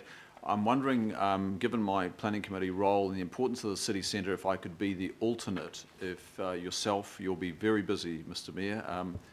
I think your name is there at the moment. Yep. As alternate, if one of the members is not available. I'd be very happy to I'm do happy that. to- Can we? I'm happy to move that. We'll write a resolution accordingly on that. So I'll wait till it's up on my screen. Somebody's working diligently on it. I'm happy to support that, Mr Mayor. Councillor Darby's already done yeoman's yards on that working party. Excellent, and I'm sure I'll be happy to have you as my alternate when I can't get to it. So I'll just wait till the resolution comes up on your screen, and we'll. It's been moved and it's been seconded by Councillor Hulse. And I'm trying to find it now on my screen. Here we go. So it's been moved that we appoint Councillor Darby as an alternate to the Auckland City Centre Advisory Board. It's been moved and seconded. Those in favour, please say aye. Aye. To the contrary, no. Carried. And D and E I can put together, can I?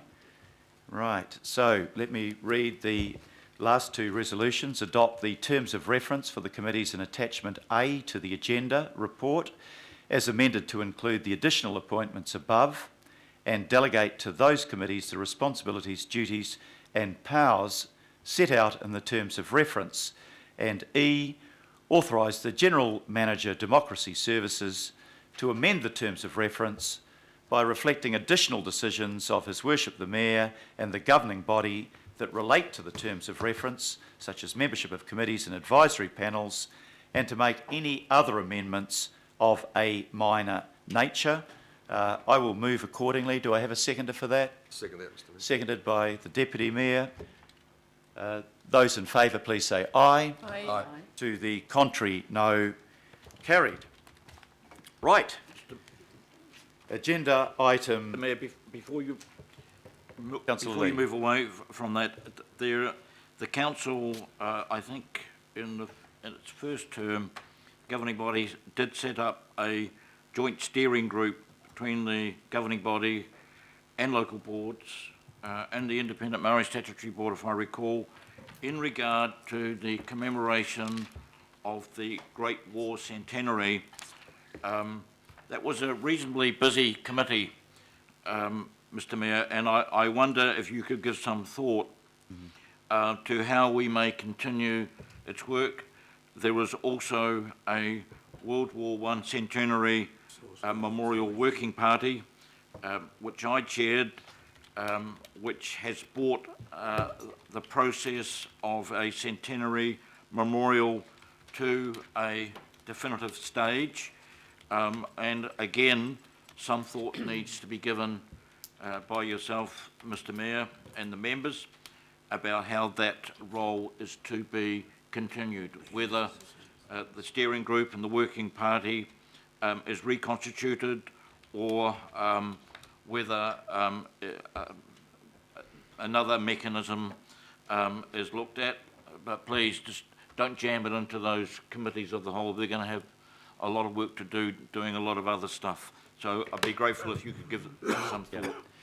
Happy to give some thought to that. I think the advice given to me originally was that the decision-making part of that process had been completed and now it was implementation. But if you've got different views on that that you want to bring to my attention, Well, Councillor, there are two aspects to I'll be it. happy There to is look at it again. The work that goes into organising the commemoration of the Great War, whether they be ceremonies or whether they be presentations and consciousness raising that this council has led, coordinating a number of organisations and working even with the Defence Forces. So that's one aspect of it. Yeah. Then there's the Centenary Memorial, which has got to a defined stage. Whether there's no more decisions to be made, that is not strictly correct. But there are two aspects to it, and it does need further thought. Yeah. No, thank you for that, Councillor. I note that in the report it does state that the work of the former World War I steering group will be continued by the Environment and Community Committee, but I'm happy to have further discussions with you on that. If you, Local board members have been very, very active in their communities in regard to the Great War commemorations, and I think, as I said, jamming that into another committee of the whole is not going to give the Great War the respect, or the sacrifices of the Great War the respect that they deserve. And I think it's something that local boards joined in and participated in with some enthusiasm, reflecting the concerns and the aspirations, the sentiments of their local communities. I ask you not to close the door on a joint approach to that. Okay, I'm certainly happy to give further consideration to that. There's nobody around this table that would not want to show the utmost respect to those that gave their lives for their country in both the Great War and subsequent wars. I'll ask for further information on that, and happy to receive further information from you, Councillor, if you'd like to forward that to me. Can I move now to item number 17, which is to make appointments to to Local Government New Zealand and ask Warwick McNaughton, please, to comment on that, and then we'll see if there's further questions to him. Thank you, Your Worship. Many members here will be very much aware of the work of Local Government New Zealand. For those members who are newer to the local government scene, there is a fairly full description in the report about how it works. The key entities in the Local Government New Zealand structure is Local Government New Zealand itself. It's an incorporated society legally. It has, as its kind of executive committee, is the National Council. And within the totality of the structure, there are geographical zones, there are sectors. Auckland Council belongs to the northern geographical zone, Zone 1, which is from our region right up to the top of the North Island. We're also members of the metropolitan sector and of the regional sector. So the purpose of this report is to provide opportunity for the governing body to appoint its representatives to attend those particular meetings. The zones and the sectors in turn appoint the members of the National Council.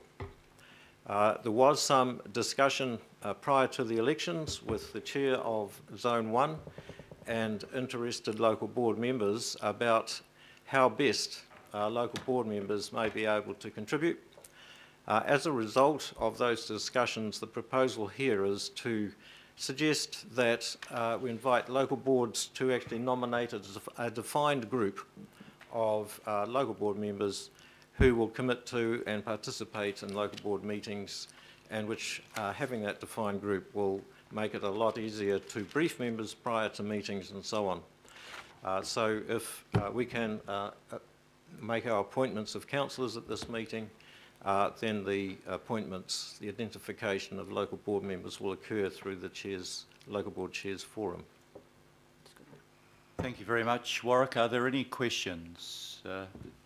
Councillor Simpson. Mr. McNaughton, I've got a question around this annual subscription. I noticed that it is set in the agenda, it's 370,000 GST inclusive plus the levy. Is that more or less than what we had last year? Won't be less. Is there an increase or is it the same? I think it's the same, through you, Mr. Chair. I think it is the same and the levy came on top of it, but I will need to reconfirm that. I think it's important to know what we're spending our money on, Mr. Mayor. Yeah, yep, absolutely.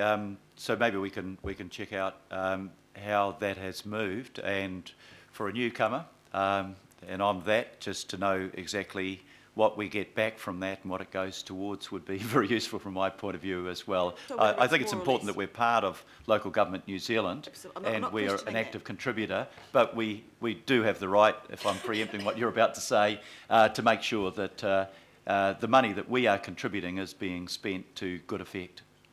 Would you like to comment further on that? No, I was just going to say, whether if we're spending more than we did last year, it should say, the report should say. Yeah. So maybe if you can come back to councillors on that. Are there any other questions?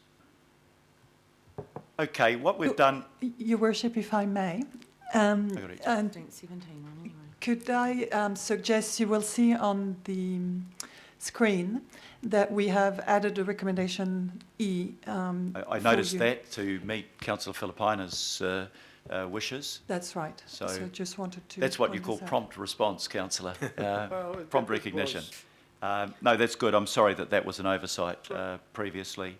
So what we have, if we could maybe take the resolution as a whole, in Part A it's appointing Councillors Hulse and Wayne Walker to the Zone 1 division, appointing myself to the Metro sector, and appointing Deputy Mayor Bill Cashmore at the Regional Sector Group.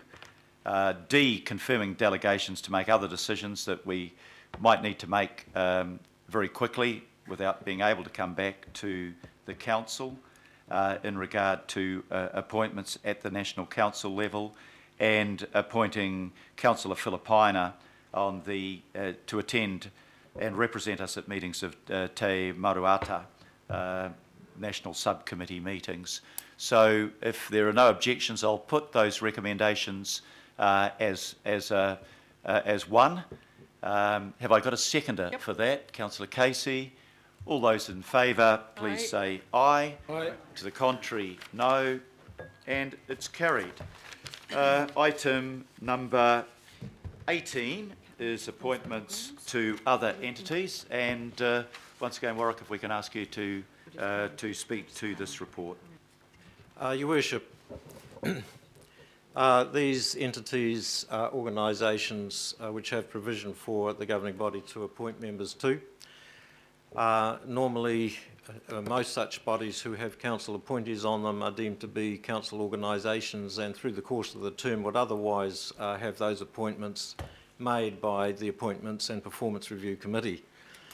So this particular report is occasioned because there are meetings coming up and we need to make decisions fairly urgently about who's going to be appointed.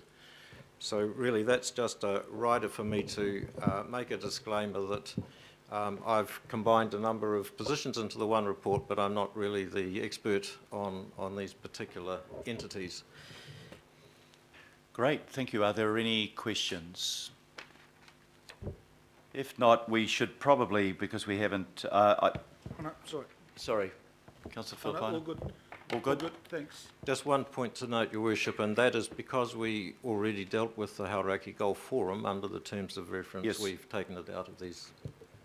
That's good, thank you. So the first, again, if I move them together, but just to highlight the appointments, these have been made in consultation with the members concerned. So the Aircraft Noise Community Consultative Group, Councillor Philippina with Councillor Denise Lee as the alternate, Councillor Simpson to the Auckland Town Hall Organ Trust, which, as she mentioned in her maiden address, she has a particular interest in.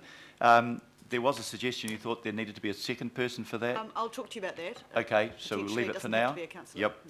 Yep. Councillor Newman, maybe this is what I was thinking of before, Councillor, that to the Auckland Botanic Gardens, Councillor Sayers to the Kaipara Harbour Joint Political Committee, Councillors Cooper and Sayers to the Kaipara Moana Working Party, and to delegate authority to Rodney Local Board to make an appointment.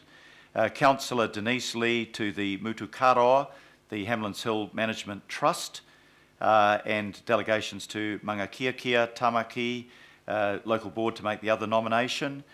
Councillors Cooper and Simpson to the Ngāti Whātua Aurake Reserves Board for a term of 3 years, and to appoint Councillor Simpson as Deputy Chairperson, and to confirm delegations to local boards as set out in Attachment A.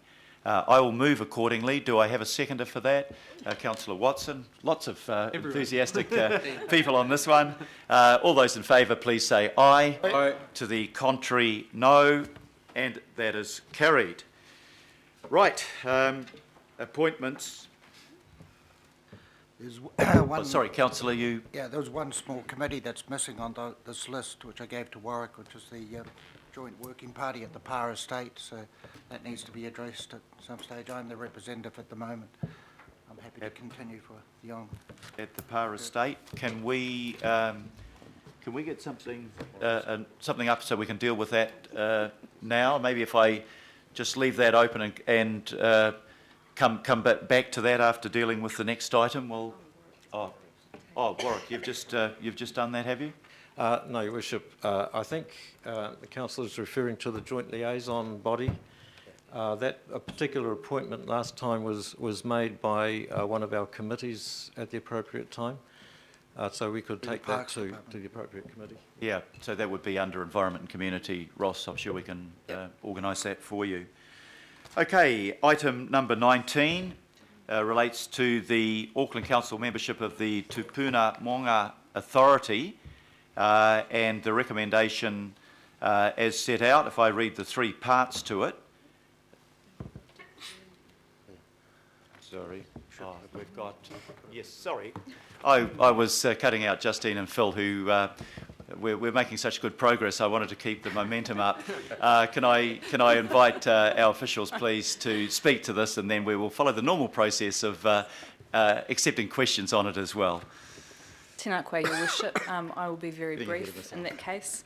So this report concerns appointments to be made by Auckland Council to the Tupuna Maunga Authority. The Maunga Authority is a co-governance entity that was established in 2014 through a collective treaty settlement with 13 iwi hapu of Tamaki Makaurau. It's responsible for governing the tupuna maunga or volcanic cones that are listed in the table in your papers. I think it's pages 82, 83. So it's responsible for administering some of our more visible and visited landscapes in Auckland, such as Maunga Kiki, One Tree Hill and Maunga Fo, Mount Eden. In terms of membership, 6 members are appointed by mana whenua, and they in turn appoint the chair. 6 members are appointed by Auckland Council, and they appoint the deputy chair. We're recommending, in light of the inaugural term concluding next month, that appointments be made now in anticipation of that, and we're proposing that we follow the same model as we did in the inaugural term, which is 3 governing body members be appointed to the authority and local boards appoint 3 members to reflect our shared governance model. So the recommendation for today is to primarily to appoint the 3 governing body members. Thank you very much, Justine. Phil, have you anything to add to that? No. Are there any questions? You will see that we have 1 vacancy and we're looking for a volunteer to go onto that board. But questions, first of all, Councillor Casey? Councillor Fletcher was on this body last time, and I'd like to nominate her to... I again approached Councillor Fletcher and she indicated that she didn't wish to be appointed to it. I'd be happy to fill that vacancy if it's available. Okay, so we have Councillor Crum, who has volunteered to fill that vacancy. Councillor Stewart. Oh, sorry. I'd like to do it too. Oh, sorry. I'm sorry. I'm reverting. Councillor Denise Lee. My apologies. It takes a while. Are there any other comments on this? Otherwise, I shall. Councillor Casey. If Councillor Fletcher isn't on it, I'd like to be on it too, so there might be a bit of an election. Okay, we can. I'm sure we can do that. I should check to see whether there are any other councillor who would wish to be appointed to that body. Councillor Darby. Mr. Mayor, I'm on it. This is one committee I have a love affair with. It is just so delightful, but I do have a big workload, and it's great to hear others putting their hand up. And I unselfishly, but I'm happy to take my name off and leave it in the good hands of Councillors Philippina, Denise Lee and Councillor Casey. Well done. Very good. Thank you. That's a very noble gesture from somebody who clearly loved working on the committee. So I'll just double check again if there is anybody else that wished to be considered for this position. Gender balance? Is there gender balance? Gender balance. I think we take the gender balance across the committees as a whole, Councillor Philippina. Okay, if there's no other interest, I'll put the. I think I'll put the resolution separately on this occasion. I move that that the governing body agrees that the Auckland Council elected membership on the Tupuna Maunga Authority comprise 3 governing body and 3 local board members. Do I have a seconder for that, please? Yep, Councillor Philippina. All those in favour, please say aye. Aye. To the contrary, no. Carried. Recommendation B, appoint Councillor Philippina, Councillor Casey and Councillor Denise Lee as members of the Tupuna Maunga Authority and appoint Councillor Philippina as the Deputy Chair. Do I have a seconder for that? Seconded by Councillor Hills. All those in favour, please say aye. Aye. To the contrary, no. Carried. Recommendation C, invite the 8 local boards within whose area the Maunga are located to nominate 3 members to be appointed to the Tupuna Maunga o Tamaki Makaurau Authority by the governing body. Do I have a seconder for that? Seconded by Councillor Sayers. All those in favour, please say aye. Aye. To the contrary, no. Carried. Right. Item number 20 is the proposed Auckland Unitary Plan appeals and delegations for urgent decisions. And it's Catherine Anderson, I think, not John, that is going to talk to this recommendation. Catherine. Thank you, Mr. Mayor. This is a very short report proposing an interim delegation position. Those returning members will be aware that the delegation that was in place from the last governing body through to the 1st of November has now expired. So the proposed delegation is to enable any directions to staff required in relation to any of the unitary plan appeal matters between today's meeting and the first meeting of the Planning Committee, at which time the Planning Committee can decide and revisit the question of both the number and who may be appointed as delegates for urgent decision making that cannot await the scheduling of the meeting processes. The proposal is up there on the screen in front of you, and the question will be for the three councillors to be identified from this meeting. Thank you very much. Questions? Councillor Quacks. Mr. Mayor, I'm happy to volunteer my services to go on this committee. Same. Okay. So we, okay, let's get a list of nominations, because this may, it's a short-term body, but we need 3 members plus 1 member of the Independent Maori Statutory Board. So if I can just take nominations. So Councillor Quacks, Councillor Hulse, Yeah, that's right. Councillor Darby, Councillor Filipina, and Councillor Lee. That's Mike Lee. Any other nominations that I've overlooked?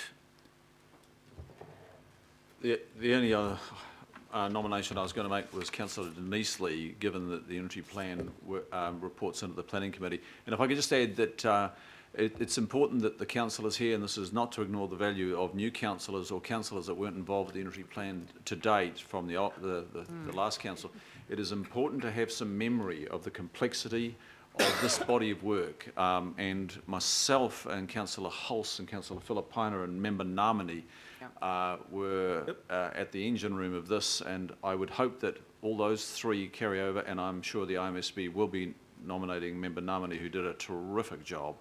But this is just members, just be clear, this is an interim measure, and then we'll discuss it again, I think, until the Planning Committee. But this is likely to be, the names will probably be carried on. So there's some very, very important work that we have to apply ourselves here. Thank you very much, Councillor Darby. Would any of the other people interested in this like to make any comment, or we'll move to a process of election? I just will reiterate the point that this is a delegation that's a holding pattern. It's until the Planning Committee, I think, meets in late November, if I have that right, Catherine. So there's a lot of excitement over a position that's really only in existence for a couple of weeks, but there may be significant decisions that have to be made in the interim. Councillor Filipina. Mr. Mayor, look, Councillor Hulse, as everybody knows, led this process in the initial period, in the first term. I then took it through in the next term for 2.5 years, and I mean it's only an interim sort of stopgap until Chris's committee, Councillor Darby's committee comes in place. So, I mean, look, for me, I mean it has been a big part of the last 3 years for me. So this is the reason, and again, I'm just supporting the fact that Councillor Hulse as well, and that's been really 5.5 years for her. So those are basically just my comments. And I mean, just one last one. I just it was interesting. I think if we end up going back to the membership of the Unitary Plan Committee and who actually turned up to those particular meetings. So you know that's just one point that needs to be clarified. Yep. I mean, I've got those names, but I won't mention them here. Okay. Is there any further discussion? I'm then going to ask. Councillor Quacks. Mr. Mayor, given the the brevity of this committee and the qualifications of those people who put their hands up, I'm happy to withdraw my nomination. Thank you, councillor. If I persuade another 2 people to do that, we won't need an election, but this is a democracy and you're absolutely entitled to request a vote on that. I'm going to seek advice on how we will run this vote.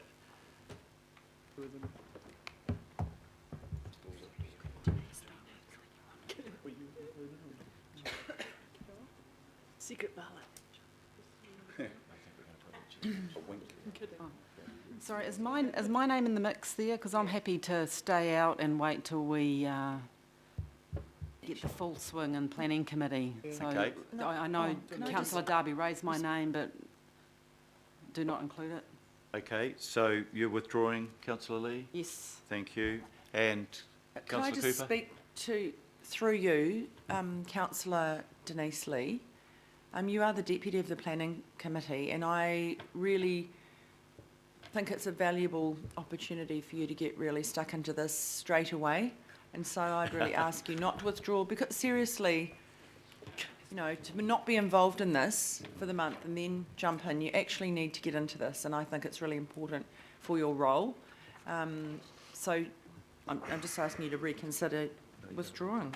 It's really important. It's an important part of your role. The continuity point is well taken, but are we stuck on 3, Sorry, are we? no, we're not. I'm Can we just just going to bump take up some one? further comments. Councillor Holes? I just wondered, Mr Mayor, if 3 was a magic number, 4 seems fairly Four would be perfectly appropriate. It's a totally arbitrary figure. So, damn, I was looking forward to an election. But Councillor Lee, you're satisfied not to. I mean, you've been asked to leave your name in, but if you're happy to have your name withdrawn, I just need to get clarification of that. Can I get clarification that Mike Lee is still, here comes the confusion. Are you still in the running, Mike? Yes. Okay. So We've got to have one Lee in there. Yeah. So, Mr Mayor, just based Councillor on, Filipina.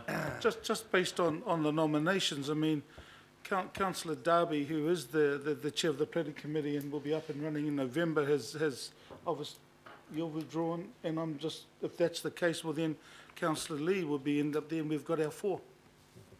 Well, somebody spent all this time in Rio. Well, I'm just saying. It's Okay, just, sorry, it's gotta be 4. Councillor Darby is leaving his name in, as I understand. Councillor Denise Lee, what was your final decision? My final decision will be to be in it. I really do take up, thank you, Councillor Cooper's point about I've got long-term responsibilities for unitary plan. Here,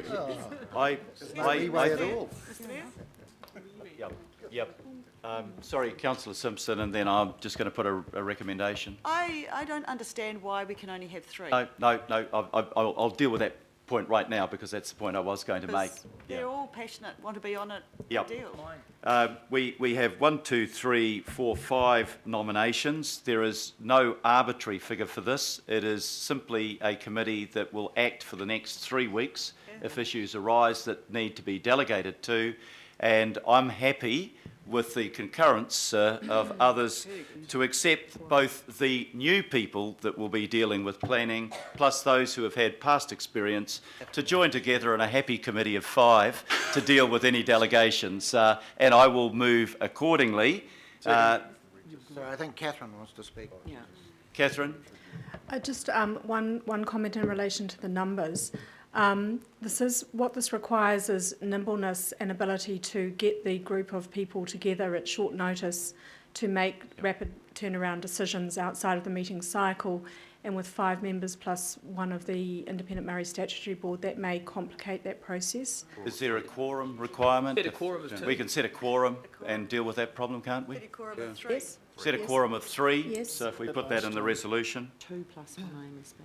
Okay, I think we're just about there. So if we can just wait till that's on the screen in front of you. So have we got all of the names? 1, 2, yep, we have, I think. So the resolution reads as follows. Delegate to Councillor Darby, Filipina, Hulse Lee, Denise Lee and Mike Lee, and a member of the Independent Maori Statutory Board for the period between 1 November and the first meeting of the Planning Committee, the authority to make urgent decisions in respect of any appeal or judicial review proceedings relating to the proposed Auckland Unitary Plan, and set a quorum of 3 members required to make the decisions. We don't need to set a quorum. It's not a properly delegated meeting. We've already set a quorum. 50%.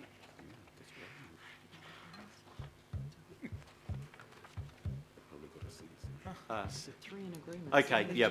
It's been drawn to my attention that the quorum may be redundant because of Resolution B that confirms that at least 3 individuals delegated to make the urgent decisions referred to above are required to be in agreement before the decision can be made, which is effectively a quorum.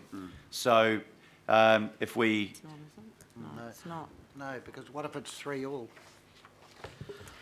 But perhaps unhelpfully, what was anticipated previously was that a group of 4 would be involved in the decision making, but no decision could be an effective instruction to staff unless 3 of those 4 agreed. If it's a proposal to have a quorum of 3, the question here is whether you require a unanimous agreement of those 3 or Okay, which is reading those 2 together, that would be the effect of that. So what's your suggestion? Yep. What are you wanting to make a Now proposal that to there how are this? 5. We could have a long debate over something that So might be entirely theoretical, but I'm happy to have a quorum and then require that all 3 would have to agree if it was down to 3 members. Or do you have to have 4? 6. I think that's often Okay. Then you might not have a decision. Just on B, if we make that at least 4 individuals delegated to make urgent decisions. Okay. Any further comment on that? Sorry, Mr Mayor, I think we've reached a good conclusion. Can I just remind the members who've put themselves forward that this is now dealing with issues that are before the court. There's no opportunity for politics nor changing the direction that has been set by the unitary plan. So just to be very clear publicly that this is now, we will need to take and abide by the legal advice given, and this is the process that processes that legal advice. So I think we just need to be aware of what this group is delegated to do. Yep. Thank you. I think that's very important to draw that to the attention of the governing body. We now have the resolution. Sorry. Mr Mayor, Councillor Lee. Vote for people individually. Can I declare that in regard to the action regarding Waiheke Island, I will not be participating on that particular item. I believe I would have a conflict, but on all the other matters, I will be available to participate in the group. Thank you for clarifying that, Councillor Lee. Any other discussion, or I'll put the recommendation, Councillor Casey. Your speech last night, Mr Mayor, and the maiden speeches today all referred to the importance of family and allowing family time. And I just want to congratulate the staff for continuing to insert the recess weeks in April, July and Sorry, October. that's the next item on the agenda. Yeah. Ahead of myself. Oh, but you can take that speech I will take that speech as given for the next item. Thank you very much for that. Councillor Cooper.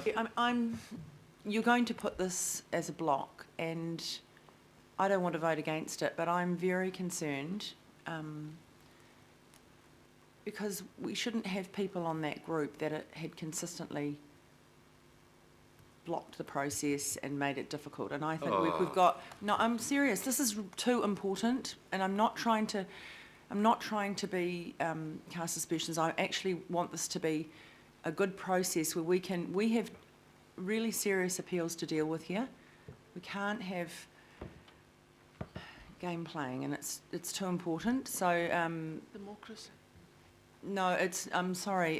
This is actually now a court process, and I'm supporting what Councillor Hull says.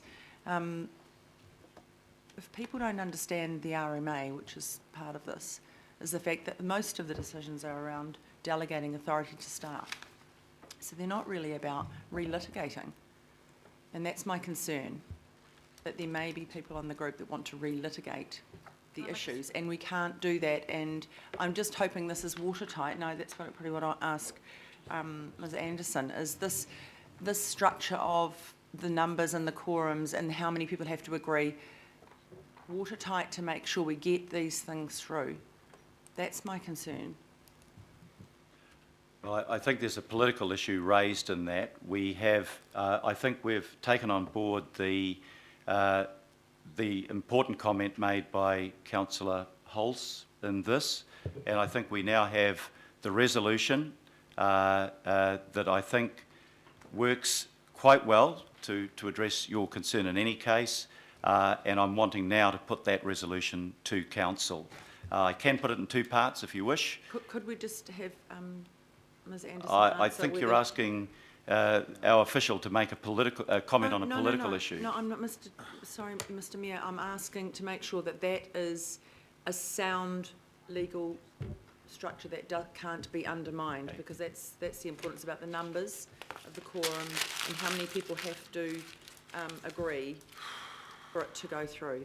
Catherine, if I can... I just want to be reassured. Yeah, just, are there any legal problems with what Council is about to vote on? No, Your Honour. Thank you. Right, and thank you for that promotion. I'll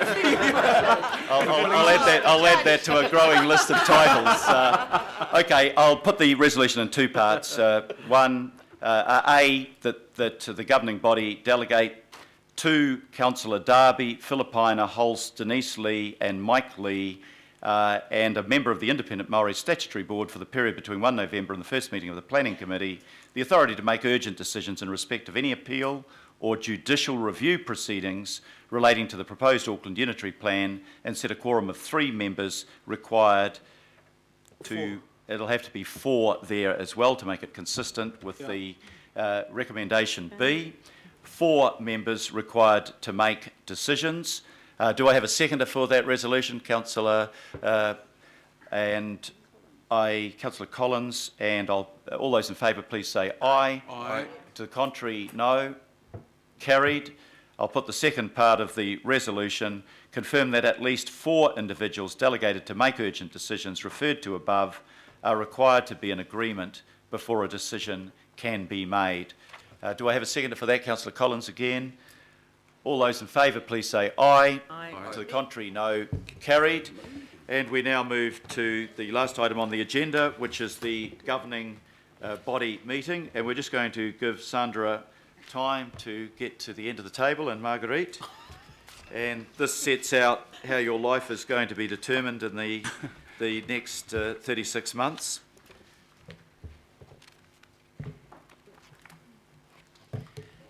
So, Mr Mayor and Councillors, we have developed a schedule based on the committee structure that is now being established. We have maintained the 3 recess weeks to enable you to take some time off with your families if you'd like to. We have maintained the tradition established last time not to have committee meetings on Mondays and Fridays, and to only schedule meetings on Mondays and Fridays if we absolutely have to, and in agreement with the Mayor. We have made the schedule 3 years, for the next 3 years. That's just to avoid you having to adopt a new schedule every year. If the committee structure changes or there's any big changes that need to be made, we can bring an updated schedule to you. And these recommendations give me the delegations to change to make minor amendments to the schedule so that it makes it workable. So me and my team, obviously. Right. Do councillors have any questions? Councillor Casey? Just to finish off. Before you were so rudely interrupted last time. Just one suggestion, and it's based on one awful January when a meeting with the Cabinet was scheduled right in the middle of recess, is to put in the schedule recess, January recess, so that you're not tempted. This is a belt and braces approach to protecting your January. That's right. Yes, we can do that. My only hesitation is we've got a tentative governing body meeting. The 26th, that's fine. No, Right. that's fine. I meant the rest of January. Yeah. Yes. Parliament does it. Parliament says recess and they don't feel guilty about it. Yeah. We work hard. Recess is fine. And there is the ability to have an extraordinary meeting should that be required in the circumstances. Councillor? Sure. Assuming that meeting on the 26th of January is just tentative, because I note that we've got a governing body meeting just a couple of weeks later. Certainly my preference is not to have a meeting on that date, if it's at all possible, because I won't be available. Okay, I think it's accepted that generally there is a recess over the January period, unless there is a specific requirement for us to do so. We will endeavour to keep that free of meetings. Okay, any other questions, comments? Councillor Desley-Simpson? I just want to talk to you about the local board meetings. So in here I'm reading that there are schedules for councillors to attend 4 local board meetings a year. I just wondered, is that correct? A minimum? So what you're actually reading there is the joint local board chairs governing body meetings, which are quarterly. Sorry, apologies. Okay, let's three solve local that problem. boards. Councillor Cooper? Thank you. Just commenting about the January governing body meeting that's proposed here. I'm quite concerned about that, because you basically got, we close shop on the 15th. Yeah. And then we wouldn't be having a governing body meeting till the end of February, which I think is far too long. There'll be a lot of business that needs to be done. Oh, we've got one on the beginning of February. Yeah. So that question pertains to if we don't have, as is the desire of councillors, a meeting in late January, have we got I think the first meeting in February is scheduled. That's an annual plan consultation, Your Worship. The first proper governing body meeting is February 23rd. If we didn't have, they're all annual plan workshops. They're not proper governing body meeting that you have every month on the last Thursday of the month. Yeah. So the first meeting would in fact be the first of the governing body as against the committees of the whole and other committees would be the 23rd of February, and you're suggesting that's too late in the... Well, Mr Chairman, if we have... Maybe if I can ask officials to speak to that first, Linda. If I could just comment on that and just say that we have scheduled it to be held if required, and in the past 3 years we actually haven't had to hold that governing body meeting in January. Yeah, I think the question changed. It was if we don't have the meeting in January, which is assumed, is the 23rd of February too late in the month to have the next governing body meeting as against committees of the whole, which will take place from early in February? So, Mr Mayor, although the schedule says that the 9th of February is going to be for the annual plan, it doesn't mean that this governing body meeting cannot attend to other business. That's fine then. Okay, that satisfy the query. Are there any other comment? If not, I have 4 recommendations here that I'll put as a group to council. I move that the governing body hold an extraordinary meeting on 10 November 2016, commencing at 9:30 a.m. in the reception lounge, Auckland Town Hall. B, adopt the meeting schedule for November 2016 through to the local body election in October 2019, as contained in attachment A of the agenda report.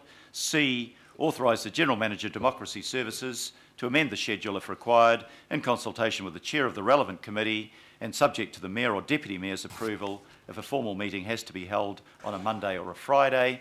D, note that the meeting schedule could be amended if the governing body agrees to committee scheduling changes between November 2016 and the 2019 local body election in October 2019, which gives us the ultimate flexibility.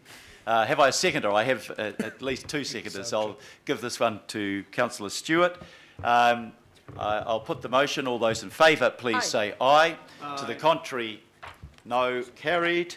And I thank councillors for their attendance, their participation, and declare this meeting closed. Thank you very much. Thank you.